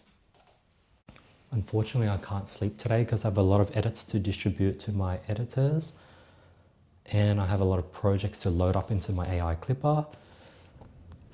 So I need to get this work done for sure. I have a friend, he's also a big social media influencer. He has hundreds of thousands of followers and he does a zero following, and he's more present than ever. Like, I feel like when you meet up with him, you get nothing but warmth and full energy, and you don't feel like he is being condescending or think he's too good, that's why he unfollowed everyone. And I low-key do the same thing. Sometimes friends would build up this facade of, Andy's arrogant, he thinks he's top shit, he thinks he's successful. And upon meeting me and have nothing but warm, kind love for them, that facade and that image they built in their head instantly fades.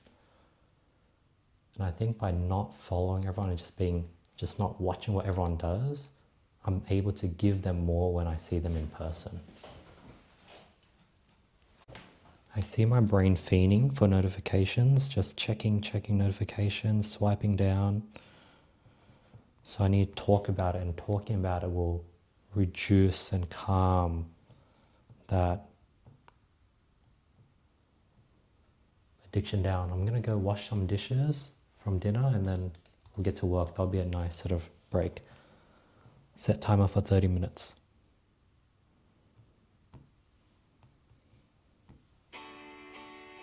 Play some music. Hey Siri, turn on You Can Now Rest scene. Sorry, some accessories didn't After washing dishes, after starting to talk to you, I'm starting to feel way better. I think the correlation with mood, energy comes with journaling, in this case verbal journaling. The only thing that makes me hesitant is I don't want to create too much content where, takes too much storage. But the solution to that I'm going to set up tonight is hard connecting my hard drive to my laptop. I have two 5 terabyte hard drives. Damn, I haven't touched these in ages.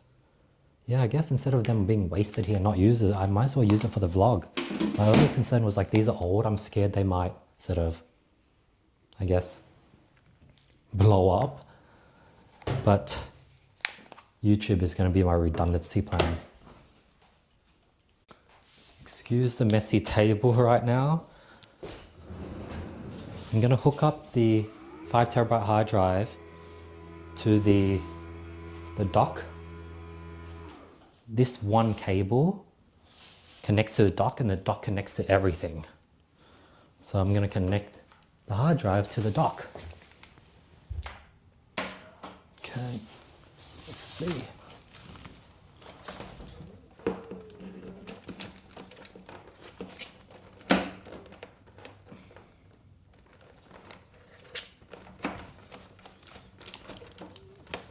Oh, how this stuff.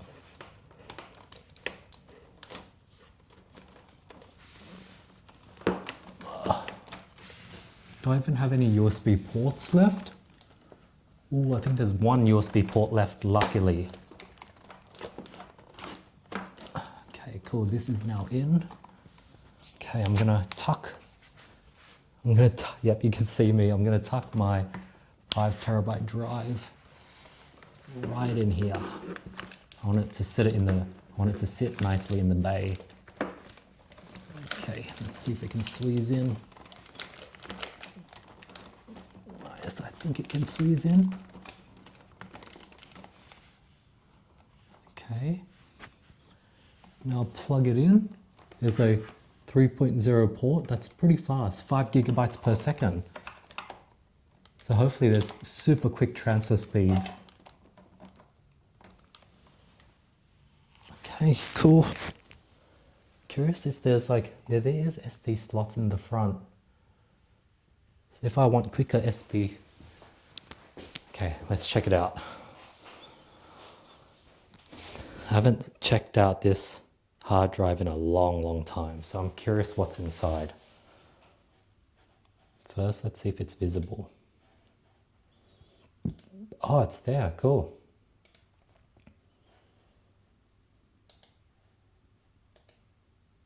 Oh no. Huh. It's not appearing for some reason. Let me troubleshoot this. Is it on? There's a light, so it shows it's on. Maybe it takes, I know in the past it's taken a few seconds to connect, so maybe that's the case. Let's not force it. Something I haven't done in a long time is work standing up at night. This feels good.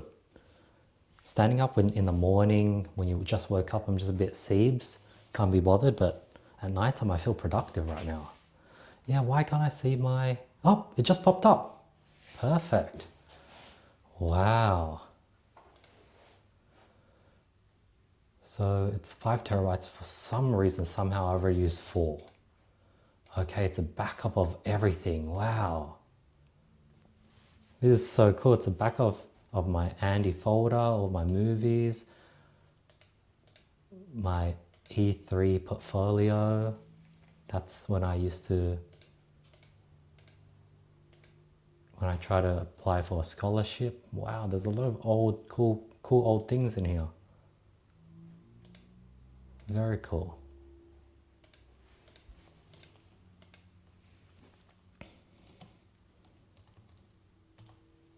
Okay, that's going to be the new system. I'll keep you updated. Man, I'm looking at these old photos of me. Look at this. Oh, what the? Oh, little Andy. How funny. I also saw this clip of me. This is another clip of me working out. What the hell? What? What? Oh, young Andy. And then I'm uploading this other clip. Yeah, I'll show you. Hey guys, I just got back from the gym. I'm currently waiting outside. Crazy. I was so chubby. I was I'm gonna go to Commonwealth Bank to apply for like 3 more. what?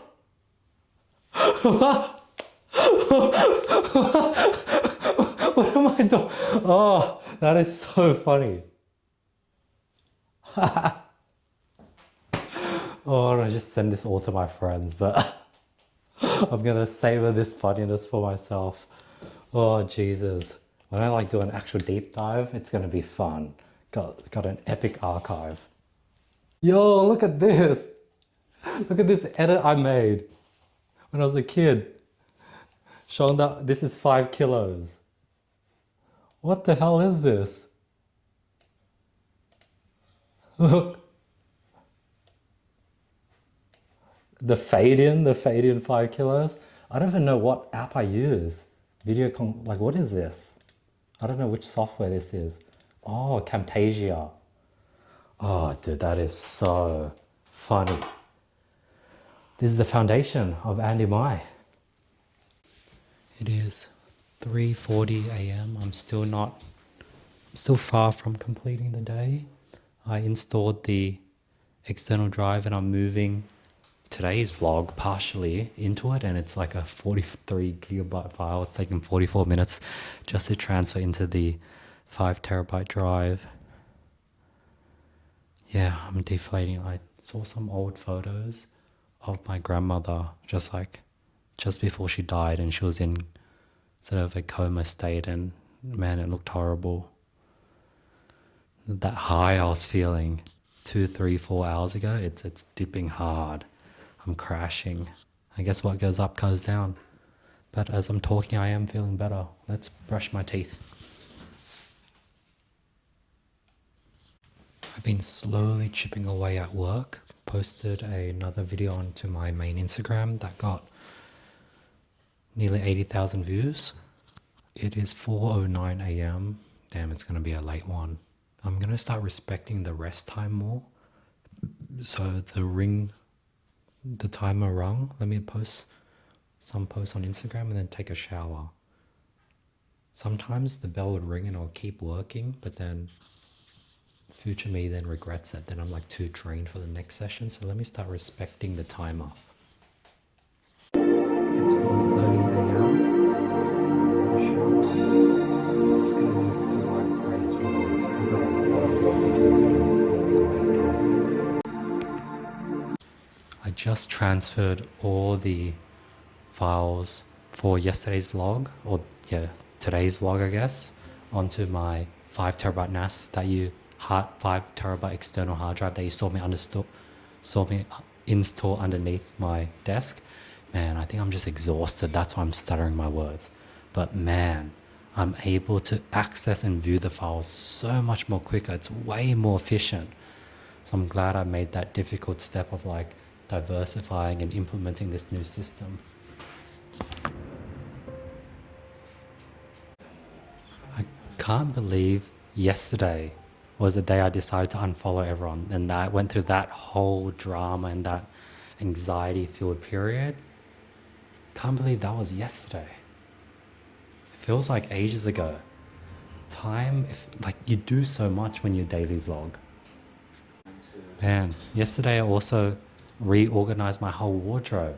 Like I thought I did nothing yesterday because I was just unfollowed, but I did so much yesterday. Reviewing yesterday's vlog and sort of organizing it to edit. As I'm reviewing the content from yesterday, it feels like I'm doing like a live audit on yesterday. It's like self-improving, like I'm auditing Andy 24 hours ago.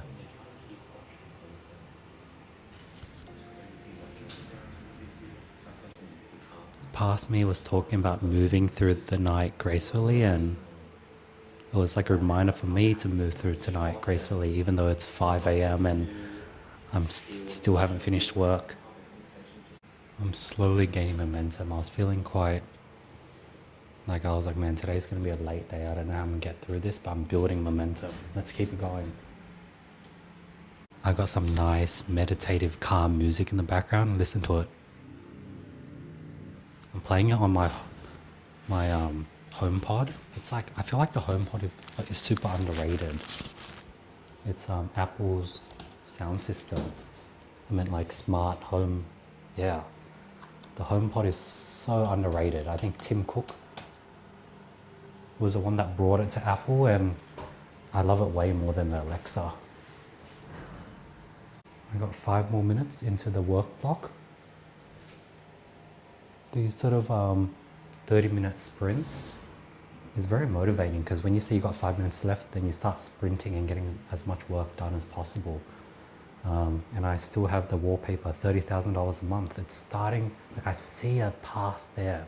Like 2-3 days ago, I did not see a path. I can see a path where both YouTube and Facebook exponentially go up. Like, I see a path. It's quite interesting how you can have a goal and you will have no idea how to get there, but just over time, as you, even if there's no, like you have no idea, it sounds like impossible to get to that goal. If you just slowly put one foot in front of the next, the path will show itself. Also, my AI editor, I'm so glad, like things get easier. I have a checklist that I follow. I no longer have to put in YouTube titles because the AI makes that. So everything that I find repetitive and uses my brain, I've been building a software tool, an AI assistant to sort of do the thinking for me. So I no longer have to think of YouTube titles. AI can do a better job at that than me. So I literally uploaded all the clips I have. If everything goes well tonight, tomorrow I'm going to have a ton of clips to upload for the next few days, especially as I film more. But for whatever reason, let's say I run out of clips again, instead of using the uploading time to clear emails, I might just use it to just talk to you, talk to the camera, to create more content, and save the emailing, replying to emails for that part of my routine. So you know how we have the AI title maker? I want to see if we can do some AI thumbnails. We'll see if AI is smart enough. So yesterday, if you look at our campaign brain, we created a AI title maker, analyzing all the top videos and creating titles from that. But with all these top videos, we also collected the thumbnails. Now I know that a lot of these thumbnails are edited, but I was wondering if it's possible to build a system that's smart enough where as it combines the videos, it can scan all the frames. Oh, that might take too much time. But like, because I know it can do face detection upon making the clips, I was wondering if it can maybe collect 10 screenshots from the horizontal video with my face in it using face detection, and then I can pick the best 3, or can get 20 screenshots throughout the video with my face in it. And I don't know how smart we can make it, if we can pick interesting screenshots that look very clickable, cinematic, very nice screenshots. If not, I guess you can just use face detection, and if we get 20, I know that there'll be at least 3 that are usable. Thoughts on this? Or if you think it will take too much tokens and it's very inefficient and it's better for me to manually watch the video and scan through it and take screenshots, or if this is an easy to do task. All right, let's see what Codex says. Let's see if it can impress me. I'll keep you updated. Pretty impressive.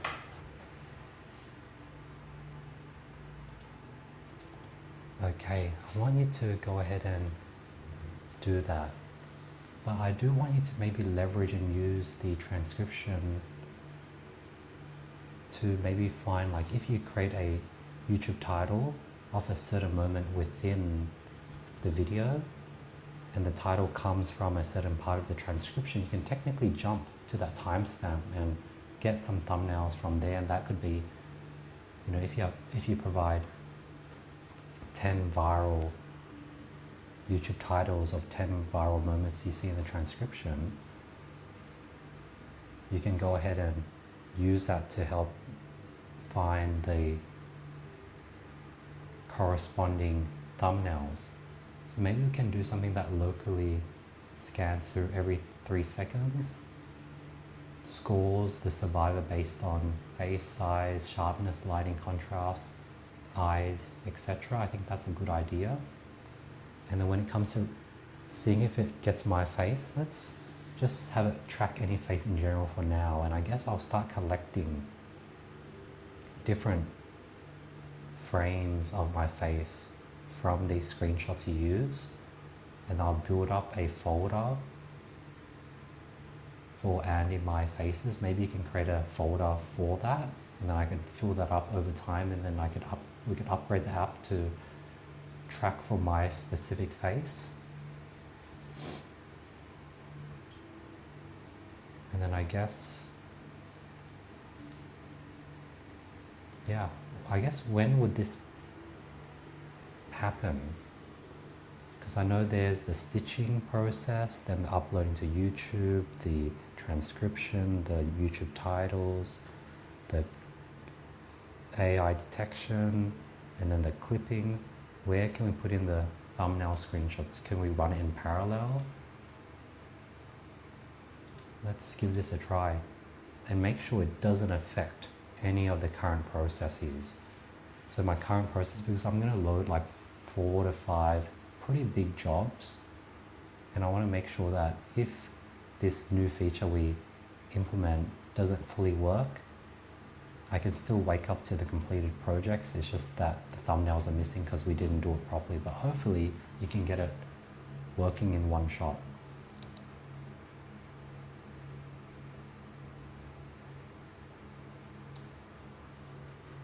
Alright, cool. That'll be the prompt.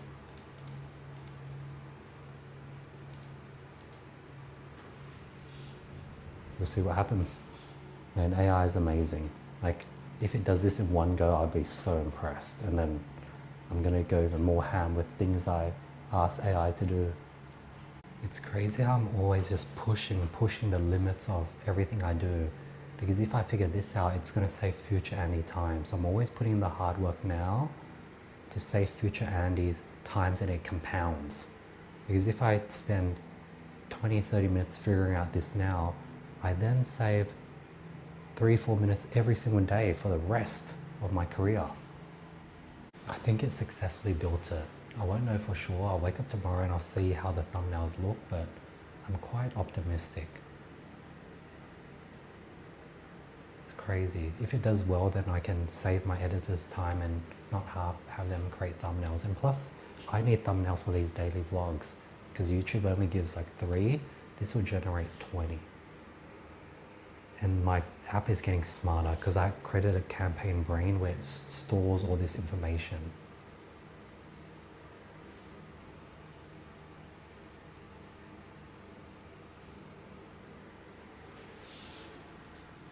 It's crazy. I don't want to show the order number, but I got a text from Woolworths saying that my grocery delivery is going to be delivered 7 a.m.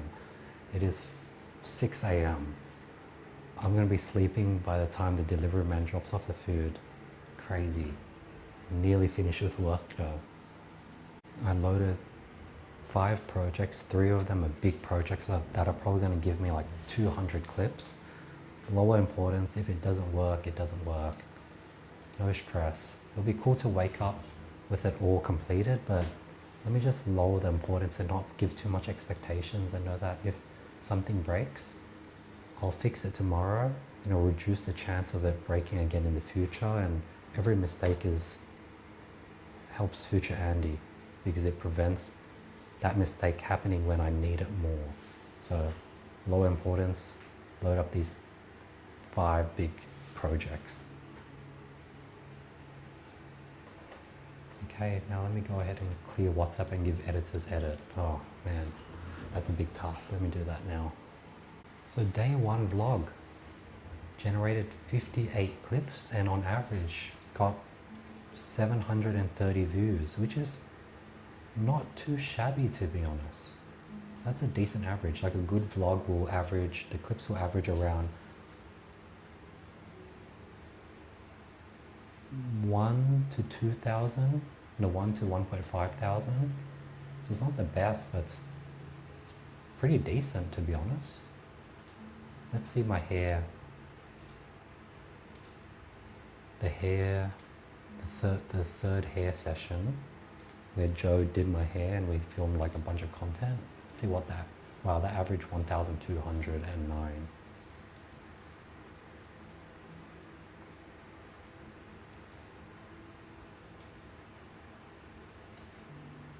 So yeah, I'm curious to see how day 2 performed. I really love the AI clipper, not because I need the clips from it, but it gives me an indicator how the footage does in clip form, so I can then organize by the best project with the highest average in AI clips, got the highest average views, and give human editors with human labor to work on those ones. So it's a great way to really filter what is worth putting human labor behind. So AI doesn't replace human labor, but it allows humans to work and focus on more important things. It sort of trims the fat.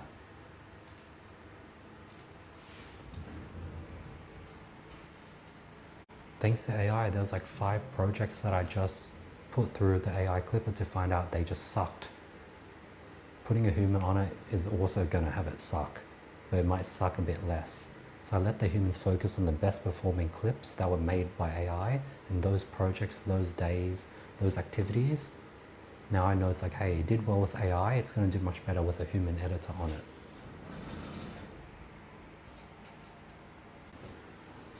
I'm going to use this 30-minute break to talk to you, and then I'll go pee, and then I'll go back to work, just because there's no more clips to upload. I got this job offer from a previous podcast guest, $2,500 a month for basically you're like a creator outreach lead. I think the old me would have reached out and given a pretty convincing pitch on why I'd be suitable for the job and work on that part-time.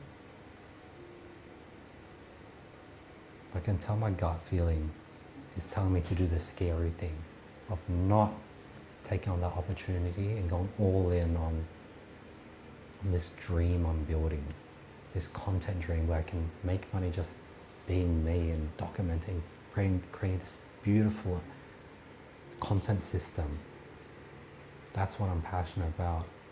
And I think just before I get the fruits of my labor, God tests me, or the devil will test me by hanging opportunities like this by me, and it's tempting me to get distracted.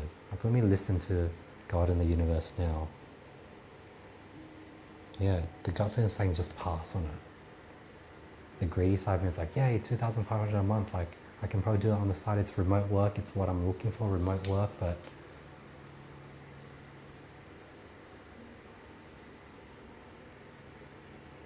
I'll think about it as well. I don't have to make a decision now.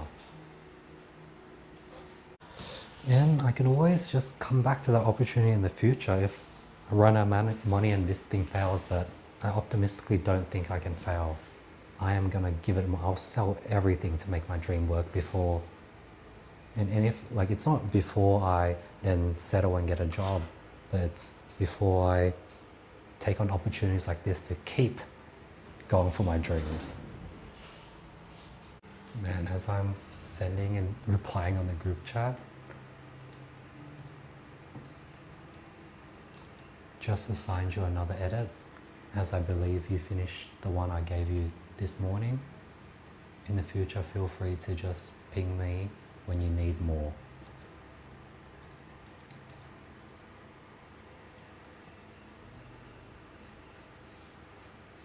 Okay, I think that's the last one. Now I need to schedule one YouTube video that I have. Let me quickly do that.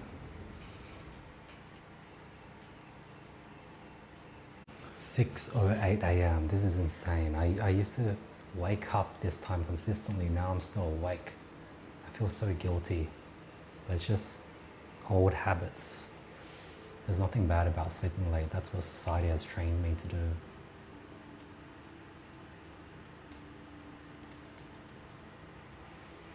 Sit straight, lock in, and gracefully move through this. I literally worked all day today. Like in 6 hours, that's when I was awake. So I've been awake for, 18 hours. I worked 15 hours and a half, but I procrastinated 2 hours. And I napped for 18 minutes, I think. Did I nap? Yes, that was a nap. I remember. Can't remember, it felt like ages ago. Today Ed called and I told him I just couldn't chat. That felt like ages ago. Can't believe that happened today. Today is like becoming a blur. Can't believe I went to the post office. I can't believe I went thrifting. Man, so much has happened today.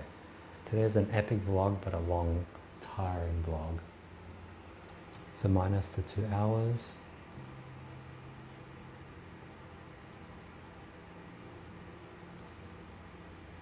$138. That's still 13 tracked hours straight. That's insane.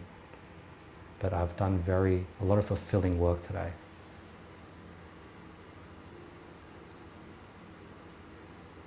Oh. Weird. I'm like behind on the sleep tracker. What happened? Let me look into that. Alright, gonna head to bed now. It's 6:30 a.m. The sun is like rising. I've never slept this late before. Crazy. I feel so guilty, but today was a very productive day. I don't feel too confident about the 5 big projects I've laid because they're big projects. I have a feeling they might crash, but if they crash, we'll figure it out tomorrow. Peace.